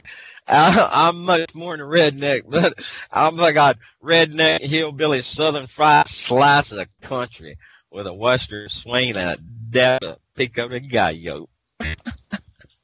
We're not interested in which direction you swing. Okay, well, it's out west anyways. Okay. Oh, I do want to make a mention, since we're talking about rednecks. Tim Wise, who's like my favorite white celebrity, right? Not counting you, because I don't consider you a celebrity. I consider you a friend. Tim Wise, so, like the wise guy, right? Yeah. He's a very outspoken white man. He happens to be Jewish, and he speaks a lot about white privilege. As a matter of fact, I would say he's like the go-to guy when you want to understand white privilege. You will not, if you're white, you will not like what he has to say, but you cannot argue his logic. Now, Tim Wise tends to insult white people by calling them redneck. And I'm like, I grew up redneck. I was a misguided Mexicano, right? I thought, I had cowboy boots. They were pointy and wore a cowboy hat, although my hat was not as crappy looking as everybody else's. I thought. Hey, was your boots? Did you have the real pointy ones? My brother had them, but I didn't like them because I thought they looked. And get this, I thought they looked too Mexicano. Yeah. That's how redneck I was. I didn't Yeah, you're like a self-hating Jew, right? Yeah, exactly. Huh. See, I grew up listening to country music. I grew up saying things like, "Don't give me no hippie talk," you know. This was in the mid to late 70s. Uh-oh. I actually said a couple of times, "Hey, this is America. Speak English." America. Right? Of course, I said it with a slightly Mexicano twang. And why do Southerners get to have a twang and Mexicanos just have an accent? What the hell's up with that, right? Anyway, well, Tim Wise uses redneck as an insult, and I beg to differ because rednecks, although they do tend to have a reputation for being, racists, are closer to being Mexicano than they are to being what is called Americans in the United States of America. Most rednecks are poor. They have a love of family. They like to drink. They like to party. If you were to compare, rednecks they're very imaginative, and they have a work ethic to no end. If you were not to show a picture but only describe the actions of a redneck, it would be hard to determine whether you were talking about a white guy or a Mexicano. That's true. And I'm just saying this, to compare them to Mexicanos. And I'll bet you there's some black people. My specialty is Mexicano because I happen to be one. I'm sure there's black Wait a minute. Your name is Jose. It's not Juan. What? But I'm sure there's black folks out there who can say the same thing. Rednecks are just like black people. They do the same things. They like the same things. The thing is, rednecks are considered white trash. But if you take white out of it, Mexicanos are considered trash too. Black folks are considered trash by the white supremacist attitude. And that's important to say, because you may not be a white supremacist, but you have that white supremacist attitude that everybody has to be like you, otherwise they're trash and unworthy of being considered humans with rights.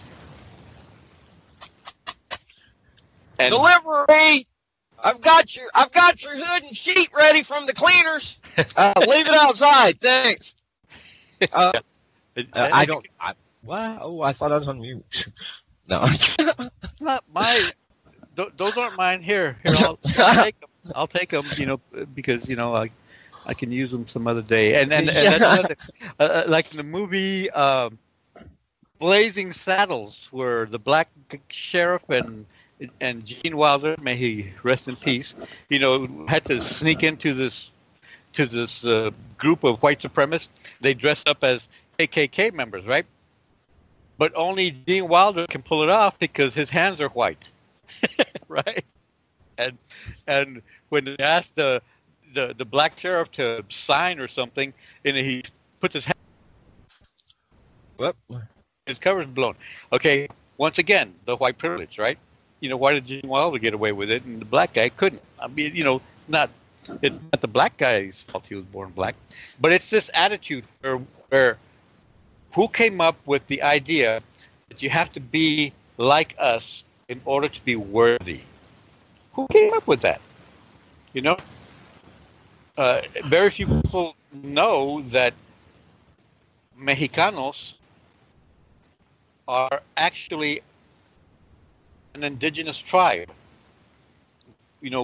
We're not seen as, right now what's going on in Standing Rock, everybody's like, oh, the indigenous people have suffered enough. We need to stop these corporations from violating the rights of these indigenous tribes. That's where the stand needs to come out and realize that the system is rigged. So I had a lot of comment from a fella saying how that it's private property. Well, that goes back to adverse possession and all that.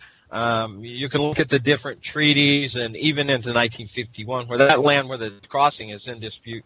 So it it's very complicated to say the least. And let me jump in here before we run out, and you don't get enough time here.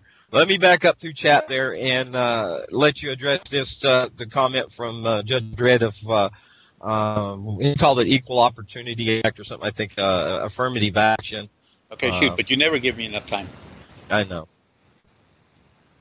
So there go. That's what that is. What? How would you? Well, read the statement because I turned off the chat because you guys. Well, I'll have to roll it way back here to do that. Let me see if I can get back to. I was paraphrasing. We've got some chatters here. Sure. I can talk while you're rolling back. What was I saying? I was on a roll. I was talking about Tim Wise. I love Tim Wise. Y'all listen to his lectures. You don't have to like what he says, but once you get it into your brain, your heart, because I have faith that you are good people. Your heart is going to start working that information, and you're gonna accept it ultimately. Okay.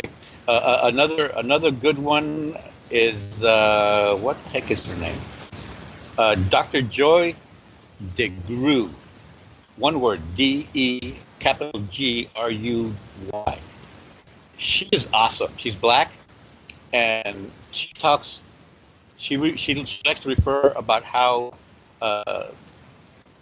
the being black in the United States of America, it's around the world, but especially around the United States of America, means you are suffering PTSD.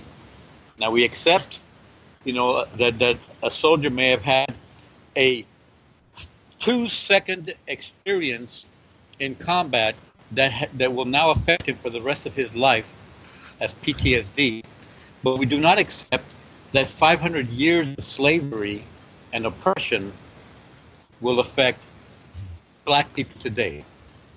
And her. That's a very good point, and it is. It's really built in a sense. So let me give you this comment from Judge Dredd, J. Dredd. Jose just ignored the racism and discriminatory hiring practices forced upon employers by the federal government that is called Equal Opportunity Act. And somebody pinged me, so I'll scroll back down, and I'll give you that to respond. I purposely ignored it because that is a defense mechanism. It's part of the first things white people come back with to defend themselves. They try to say reverse racism, and there is no reverse racism because the argument. Who made this argument? As a matter of fact, this I'm glad he brought that up because this is one of the reasons why I only have about 50 friends now instead of the 300 that I had before, because I posted something by Michael S. Kimmel, where Michael S. Kimmel says, he's talking about bigotry and racism. Michael S. Kimmel, I believe, is gay. That neither here nor there, but he tells a story where a man complains that a black woman or a black man took his job. And Kimmel said, that's funny because I find it interesting that you think, okay, you applied for a job and the black man applied for a job and the black man got the job. And you say the black man took your job. What makes you think it was your job to begin with? You mean to tell you a true story? If we have time. Place where I work. Where a place where I worked before it changed hands. They received a phone call telling them that they had to hire some more black folks for the. And that's when the affirmative action was kicking in, there. And so the man, he calls his secretary, he says, "How many people of color do we have working here?" And whatever the number was, they had one over. He said, "Fire one of them." So. Inners. people, they don't like to be told what to do, and this goes to government, and their imposed power. So, for me, it's the same thing as saying you can't hire somebody that's come up here south of this line where they want to put a wall at. It's the same thing as saying you can't hire them as you have to hire somebody. In a sense, for me, it's nobody's business if people want to engage in an agreement for work in exchange for whatever. You lost me, but it's a good thing that we're about to go into the exit music, right? Yeah, I'm not gonna. I don't think I killed all that. My bandwidth. I remember you saying so. Okay.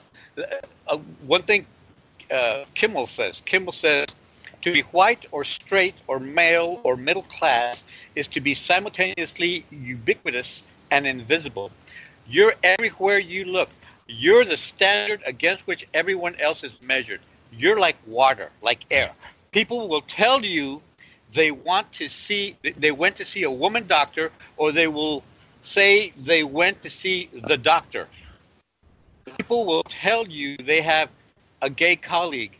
They'll tell you about a colleague. A white person will be happy to tell you about a black friend, but when that same person simply mentions a friend, everyone will assume the person is white. Any college course that doesn't have the word woman or gay or minority in its title is a course about men, heterosexuals, and white people. But we call those courses literature, history, or political science. Michael S. Kimmer. White people that say they're tired of political correctness are basically saying, damn it, I was comfortable insulting people so that I could be comfortable. Hey, I got a gay black female friend. Did I cover it all with that? Well, you should probably mention that she's, paraplegic or... Okay, yeah. Or got to cover all the bases. And this is most of the people that gave me, that are questioning whether I'm correct or not are probably white men. And without confronting men's sense of entitlement, will never understand why so many resist gender equality or racial equality. For white people to say we're all one race means we're all white. For black people to say we're all one race is unacceptable. Is that like saying enter light, exit or exit night? Is that the song? Well, I have to say that when I tell this story, I'm very proud to say it was a lady doctor that I saw, and that was for my DO2 physical. So she says, how do you want this? But first she says, well, good news and bad news. The good news was she had small fingers. And I didn't know how to reply. I said, you've got more experience than I do. Maybe you ought to give me a suggestion. Afterwards, she checks my blood pressure. She says, see, your blood pressure is a little high. I said, gee, you think? Well, I don't even know. You know what? That tale is just too dangerous for me to make a comment on. Well, listen, I'm qualifying that it was a lady doctor when I tell that story. I mean, it does not save some face in a way. I mean, come on. If you're getting... Okay, I think I'm going far enough with that. I'm going to quote Kimmel again in response to the guy in the chat room, okay? Yes. He says, what the hell? To be clear, white men in North America are the beneficiaries of the greatest affirmative action program in the history of the world. It is called the history of the world. And it's okay. It's okay to be white. And by the way,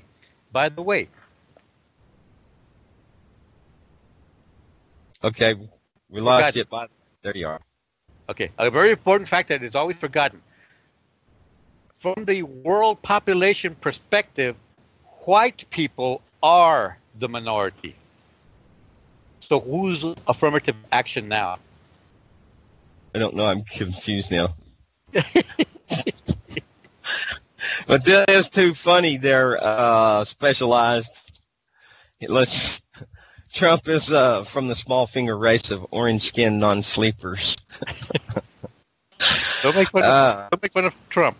He's a bald guy. We have to respect him. You know. I mean, okay, you have hair. You know, so you don't understand, but you know, follically impaired. We have to do this show again, a part 2, because I didn't even get into Malcolm X, you know, and you know what? I did take a long pause while we reset the server and everything, so nobody's following. It's the top of the hour, and if you'd like to run a little longer, we just keep her. I'll have to kick these squirrels again, and we'll wind this thing up. Hold on a minute. It's okay. I'm actually suffering here. Wait a minute. No, hold on. There they go. You have to have a little squeak behind it there. Remember, I'm suffering here. I'm recovering from surgery. I can't sit down for too long. I'm sorry. I forgot. Yeah. And plus, you know, I turn off the air conditioner so I can talk. Get kind of hot. An hour is about all I can stand right now. But once I get better, once I get recovered, boy, you're going to be in trouble. All right. How about this? Next Friday we come back and here goes my mind changed again already. See, so let's come in and we'll do a little short, and then we'll kick off yours and my first broadcast we ever did together back in 2013. Damn, was it that long ago? Yeah, it's been a while, isn't it? Man, I tolerate you a lot, boy. I know. I'm your most favorite is güero culero, que no. Yeah. You're not a culero. You're a stand-up vato. Hold on. Now, if you call somebody a-hole in England, it's definitely insult, I guess, and perhaps culero también, but some people are proud a-holes, and I like to claim that myself. Yeah. Well, you can. I'll just remind you again that there are no bad words in Spanish. There are only Spanish words used badly. Right? Oh, I do it so good. and you're like you're the king of using Spanish words badly. And I hate to use the word Spanish, as you know, but it only works if I say Spanish, because if I say Español, then I lose people. But anyway, I always enjoy talking with you, Vince. I can't. Yeah, that's why I don't talk to you, because I talk to you and my whole day just goes, you know. And then I'll look back and I'll tell my daughter, you know, I spoke for a half an hour or 30 minutes, for almost an hour with Vince today, you know, and I didn't get anything done. She said, "What did y'all talk about?" I'm like, I don't know. I don't know what we talked about, but it was worth, it was entertaining. You might need. I could ship you some nuts. You might need maybe some superpower down there for your squirrels. Got some good acorns falling all around. The hickory nuts are falling, and taking a trip, I could recover some black walnuts, and those are not racist. That's racist. Black walnuts. Okay, you're still using that old squirrel wheel power system thing, and that's antique, man. That's antiquated. We used a little, wind powered thing here. I got a fan blowing it, and the wheel turns with a little propeller on it. So you got to get modern, man. Squirrels, they're cheap to feed, though. Yeah, they work for peanuts. Yeah. How come we never have an elephant wheel? You ever think about that? That would be good. You know how to tell when you have an elephant in the shower with you? Tell me. By the faint smell of peanut butter on his breath. That's funny because it's not. I know. I love dumb elephant jokes. My favorite. You know why elephants have flat feet? From jumping out of trees. That's the wind up for a lot more dumb elephant jokes. Have you heard that King of the Jungle little series of questions that they tell college students and what do you call them? And kindergarten students? No, but that reminds me of something I meant to share. So you tell me that, and I'm going to follow up. Oh, Okay. Okay. Well, the king of the jungle called the meeting, right? Mm-hmm. Oh no, I can't tell this. Let me see if I remember this right. Okay, well, think of it for a minute, and I'll tell this one real quick. So I dropped in friends a few days ago, and they're watching a new Tarzan movie. It's pretty good. Now, Samuel L. Jackson doesn't look like Samuel L. Jackson and doesn't say MF one time in the whole movie, so this is probably a first for him. So Tarzan and the new movie that's out, and it showed the white European conquest and the theft of resources and the murder, death, kill of the indigenous. Is that even? Could you even say indigenous people that live there for however long? So, anyways, he was a mercenary, and you might even look at him like General Smedley Butler. In a sense, where he reveals that all the participation of the corporatocracy. So this is nothing new where we exist. And the same thing where the atrocities committed against blacks and Mexicanos and I'll use the word Indians anyways, has been numerous and extreme. So there is that continuation into the generations of today of resentment. I mean, what beyond resentment? I mean, you killed my ancestors, and so there's been, and not out of, you can put racism to it, but it's not, because in the end, really, it's all about the one color of green, and that's the driving force. That is the war is God.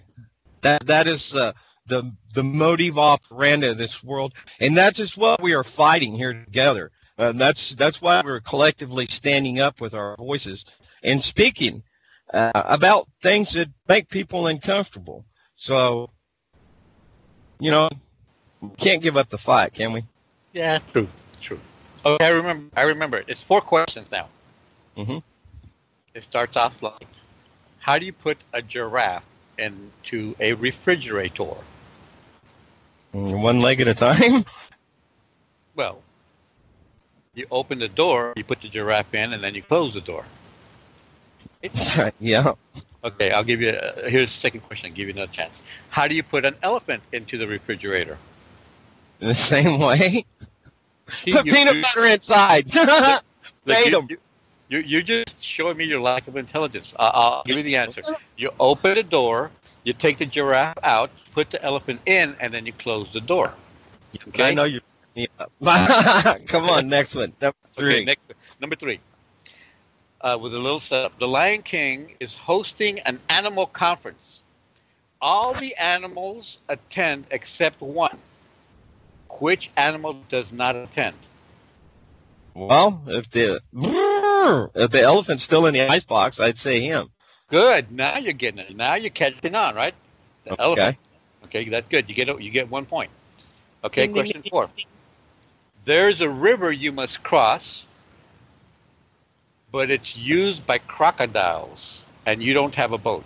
How can you cross it safely? Remove the elephant from the icebox and make a boat. Okay, you're thinking a little bit better, but you forgot that all the elephants went to the Lion King's conference, including the alligators. That river is empty right now. Ah, see? Okay. Now that's a lesson in linear thinking. By the way, women are very good at this. Children are very good at this. White men, not so good. Not, right? Not so good, Kimasabi. Right. But it's linear thinking, and kids do very well at it. College, this was like, I forget when this was. It was part of my psychology training in college, right?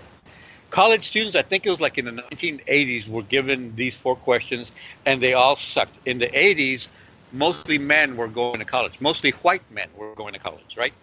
And white men are very good at linear thinking, or so we thought until we asked them these questions, right? Women are supposed to be circular thinking. But We have our very own circle line from the great beyond over the waves in Denmark. Oh, yeah, okay. And of course, kids are good at this because they have yet to be broken of their logic, and kids have a very basic logic, you know. Parents have troubles with kids. Do you have any kids, by the way? I have a grown son, and this fact right here makes me black as well. I've a grown son that I've not seen since he was a kid. Ah, see, I'm kind of like Bill. He's from here too, you know, hereabouts. Bubba Clinton. Yeah, he's the first. He was the first black president. Yeah, I remember them saying that, and I thought it was kind of offensive. But you know, and let me tell you, you know, black people weren't offended. Black people, when they said that when that was said about President Clinton, black people were not offended. That's right. I was like, why aren't they offended? But I know why they weren't offended. Because we can identify. As a black man, me saying this as a black man, I can identify. Exactly, and that's what I grew up with. Remember, I grew up in a drive-in theater. That was my babysitter, right? My stepfather and mother. My stepfather ran that drive-in theater for all the years it was open. My mother married him and worked there for a long time, especially during my formative years. I think I was like 4 to, till I was a teenager. So that was my babysitter. They'd go to work and I'd sit in a pickup truck watching these movies, right? And whenever we saw anybody with dark eyebrows and dark hair in the movie, we, Mexicanos, were thrilled, especially if they spoke Espanol, a lot of times they were not Mexicanos. They were Arabs or Indians from India, right? But they looked Mexicano enough to where we identified. Wow, yes, and they had some kind of accent, so we were like, yes, he's a Mexicano, and that was important to us.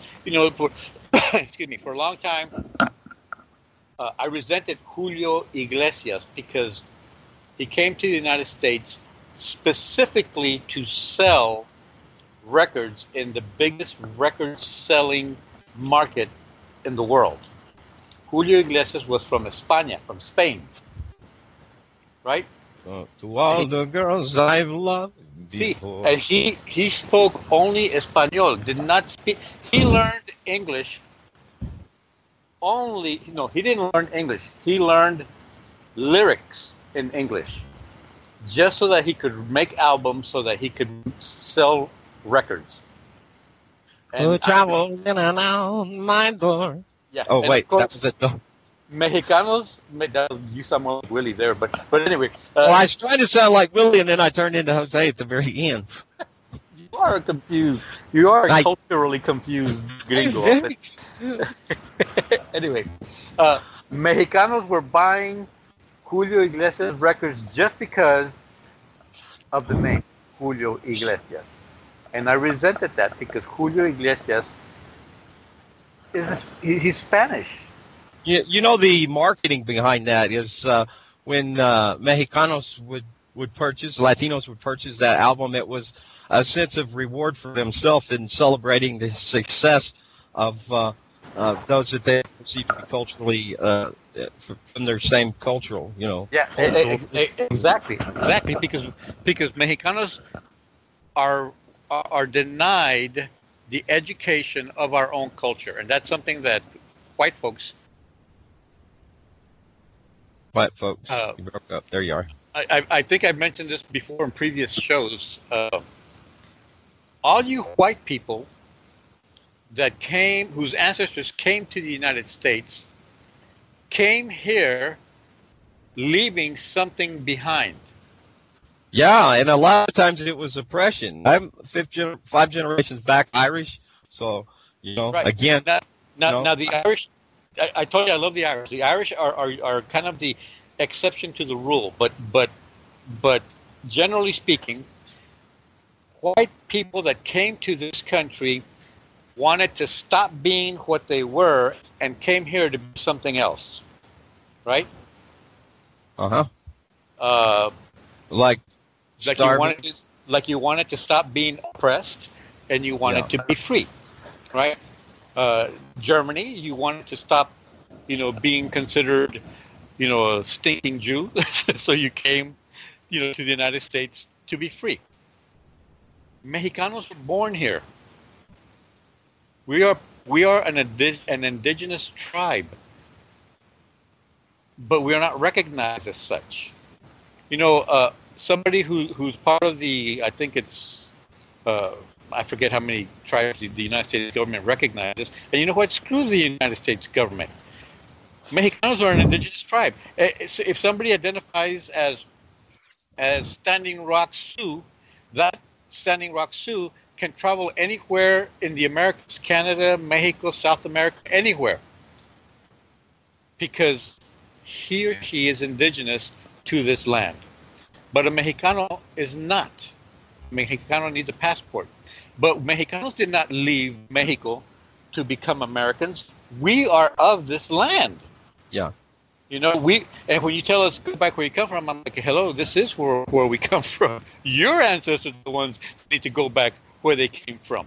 Okay? Yeah, shout out to Los Tigres del Norte, Americano. I love that song. Hey, and black people, of course, being another exception to the rule, are here because they were kidnapped. You know why they brought black people here, by the way? Tell me.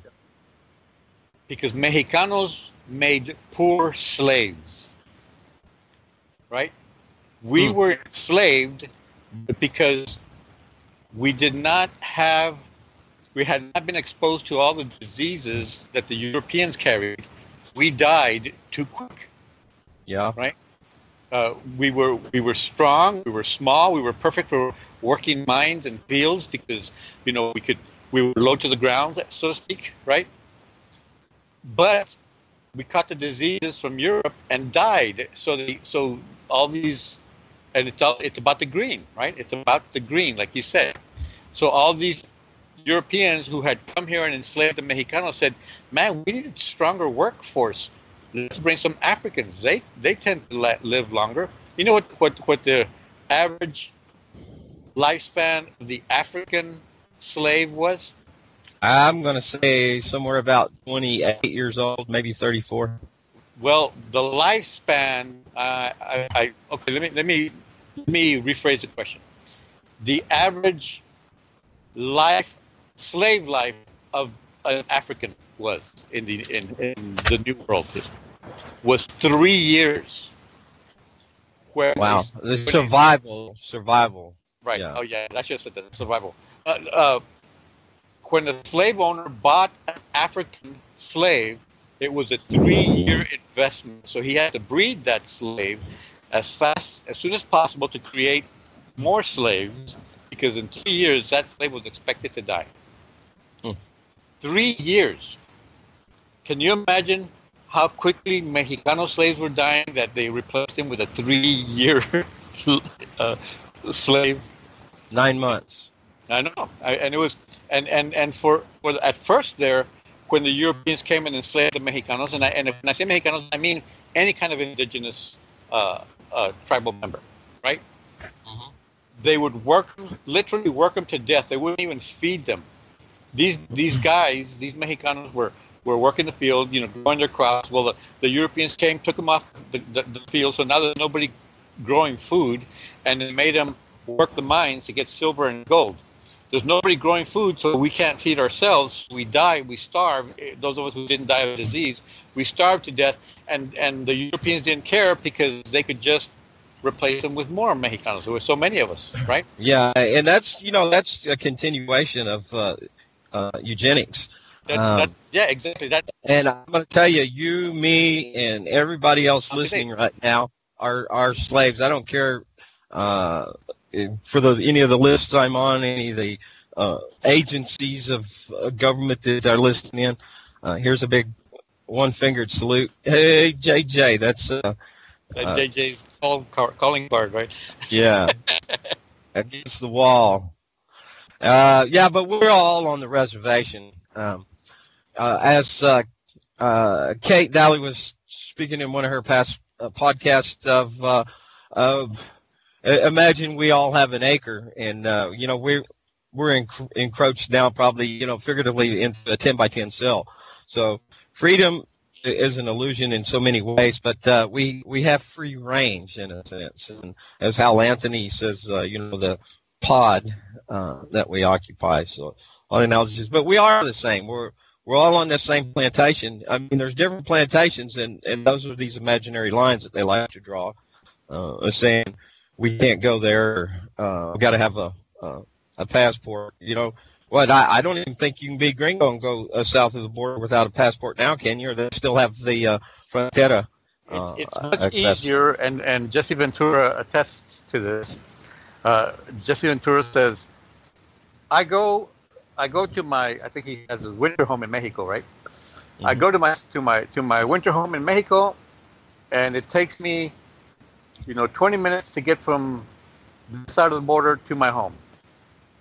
I come from Mexico to my winter home in the United States, and it takes me 3 hours to get through the border, right?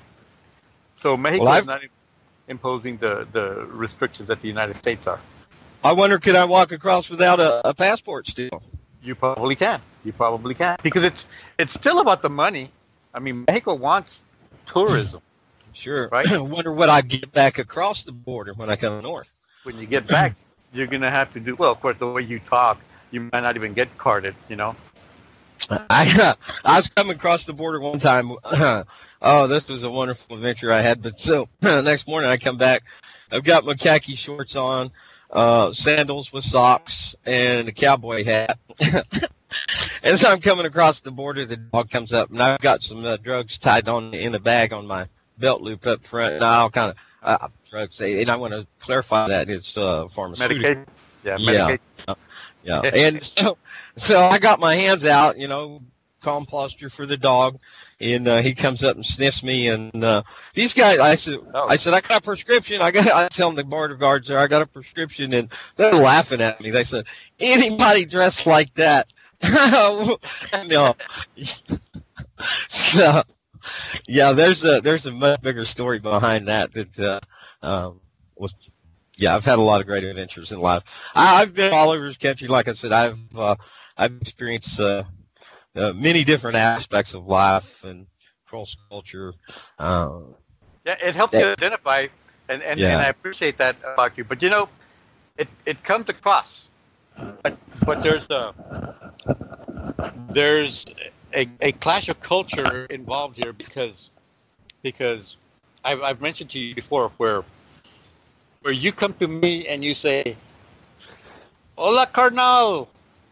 Now you say it right, but you're like, "Hola, carnal." Yeah, and then you know what? Somebody would say, "Ole, Holmes, I speak English." Yeah, you frown on him like, "No, you don't." I know, and the first I frown on him saying you don't speak Spanish. That would be my frown for him. For real. The first problem, the first compliment I get, the most popular compliment I get from gringos. You speak English very good. Yeah, wow, you speak amazing English. And I told you, did I tell you my story with my third ex-wife? She was gringa. Yeah, not on air. You have it. Dile way. We were at Orion's place, Orion's restaurant, right? And sitting down, enjoying our meal, and two buses show up, two tourist buses, and all of a sudden the restaurant is full of Mexicano tourists, right? And the Ryan employees get the bunch of tables, and they put them all on one side of the restaurant and sit all the adults, and then they get another bunch of tables together and sit all the Mexicano children. And the children's table happens to be right next to where my wife and I were sitting, right?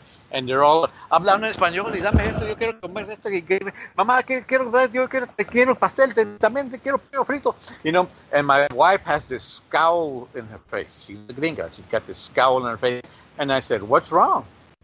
And she says, "Why can't they talk English?" And I said, "Why can't you?" Right. I don't speak English, by the way. I speak Southernese. Yeah. And of course,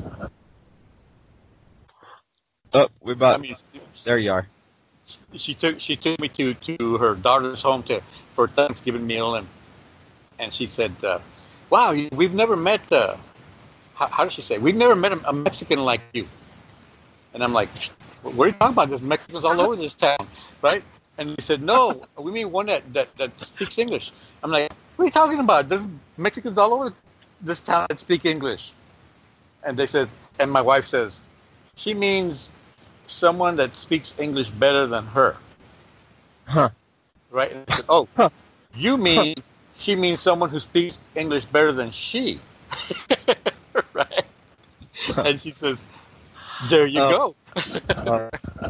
Oh, you grammar Nazi, you. Well, I'm doing much better now. Remember, I had to dumb myself down during high school. Yeah. I refuse to do it anymore. I am who I am, right? And when I do my workshops, my relationship enhancement workshops, I never finish telling about myself. But anyway, when I do my relationship enhancement workshops, I'll say things, and I'll say, so basically, you may reciprocate by doing the same back, and people get these blank looks on their faces, and I say, reciprocate is a word that I use to remind you that I went to college and you didn't. Yeah. And down South Texas, down there, it's not uncommon for white folks to speak Spanish as well as Exactly. And I tell white folks here in South Texas, you're more Mexicano than Mexicanos born in Mexico that live in New Hampshire right now. Mm-hmm. You're more Mexicano than they are, because they learned the culture up there, and you learned the culture down here. And of course, they don't see it as a compliment. Isn't it funny? Wow. Yeah. Where I live at, we've got some Guatemalans, and my brother's first two wives were Guatemalteca, and my niece born here, beautiful, wonderful gal, love her so much. And you wouldn't think that she was, other than dark skin, I wouldn't consider anything but America.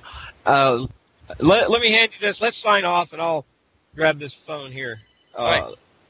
I got to go take a restroom break anyway. Talk to you later. It was a pleasure. Always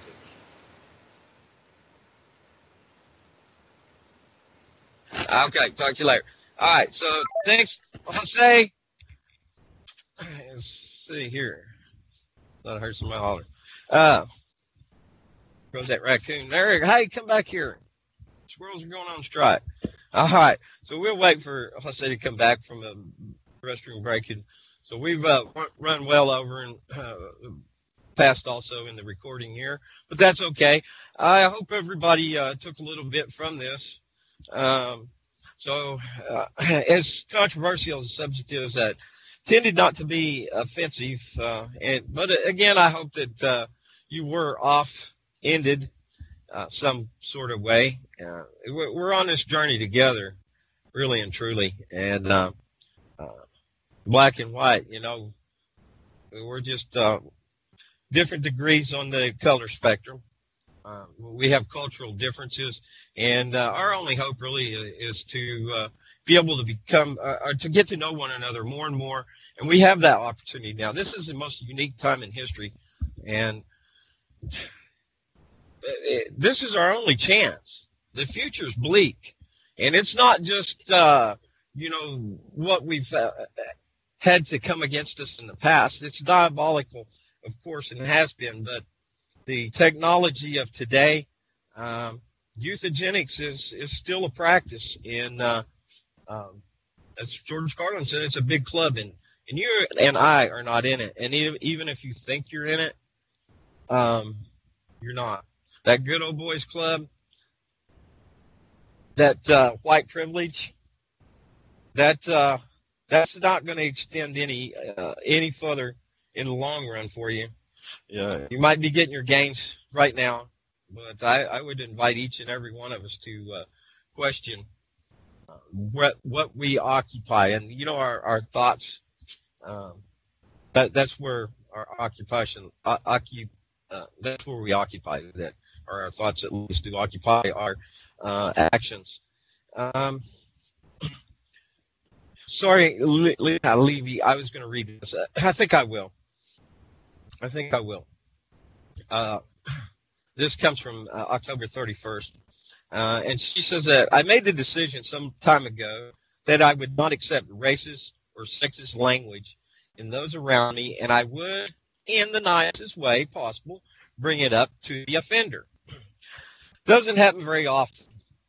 Tonight, walking my dog with a neighbor, he used what I deemed a racially charged term for a helicopter that was circling overhead.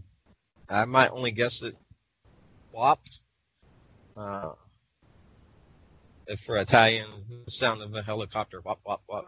And that's what I'm going to assume. So she says, I called him out on it, saying his term had nothing to do with a helicopter. He fussed and fumed a bit over that. A little while later, while we were discussing some outrageous televangelists, I referred to them as white straight men. He jumped all over me, saying angrily I was racist and prejudiced for calling them that. Tat for tit. When I pointed out that all three under discussion were certifiably white, okay, ping.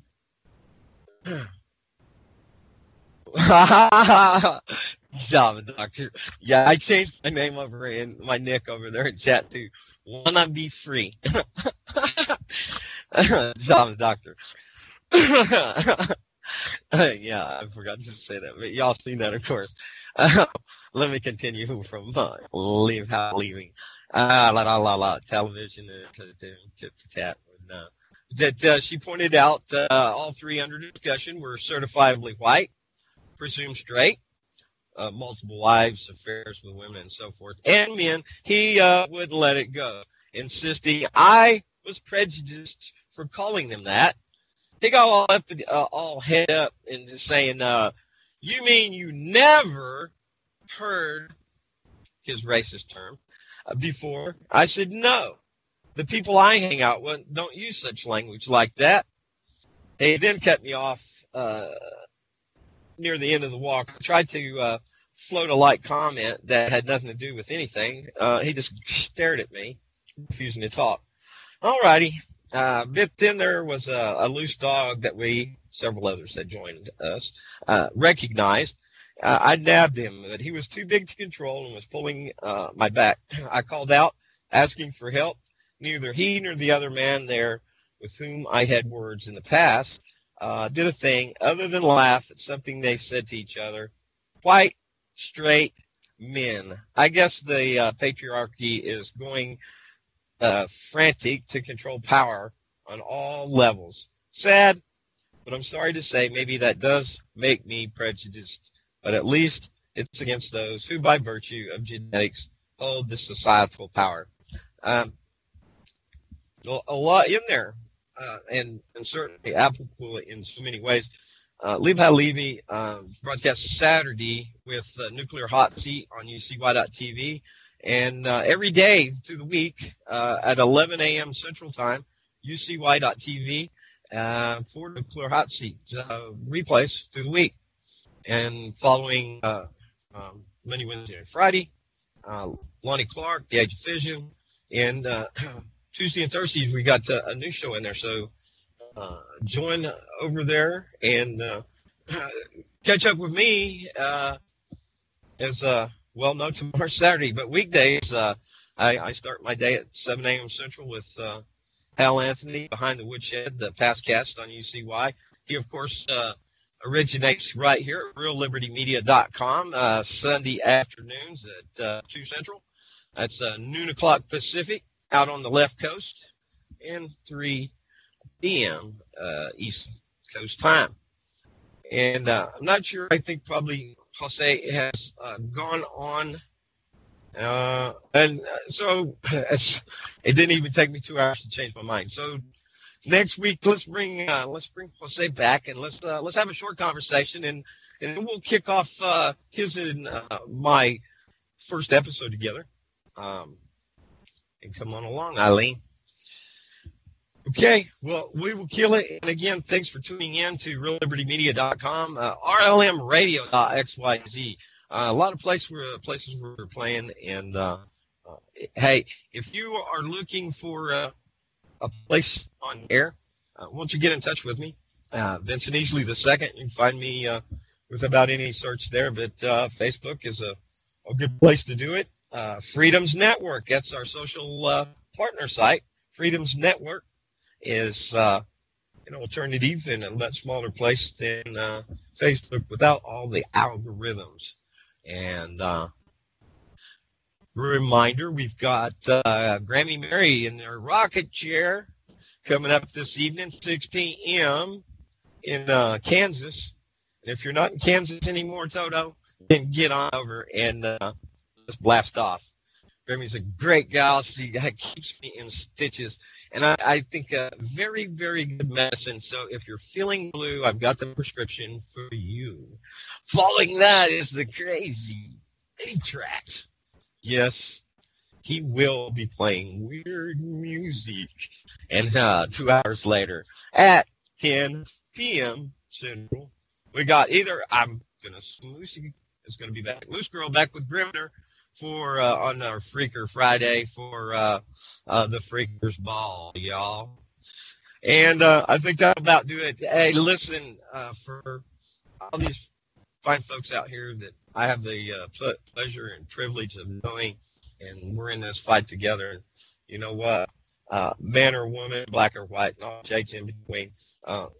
Short, long or tall, and what you got between your legs really don't mean much at all. Let's do this thing. Let's fight. And as we say for Don Lalamata, our fight song is fight, fight, fight. Well, that's probably not how they sing it. So, I'm not an alma mater. What's the matter? Nothing. What's the matter with you? What's the motto? We got mottos. We got mottos plenty. When you're against the wall, fight, fight, fight. All right, that'll do it. And we went a little extra long broadcast, so thanks, y'all. I'm killing recording. Listen, before I do, a reminder, please subscribe to our YouTube channel. If you're listening to this downstream on YouTube, click, please. We're at 74. We're trying. Man, this has been a long haul here. I want to get up there to 100 so we can get that custom URL, and it'll be a lot easier for others to find. So please subscribe, and hey, keep doing what you're doing. All right, peace, y'all.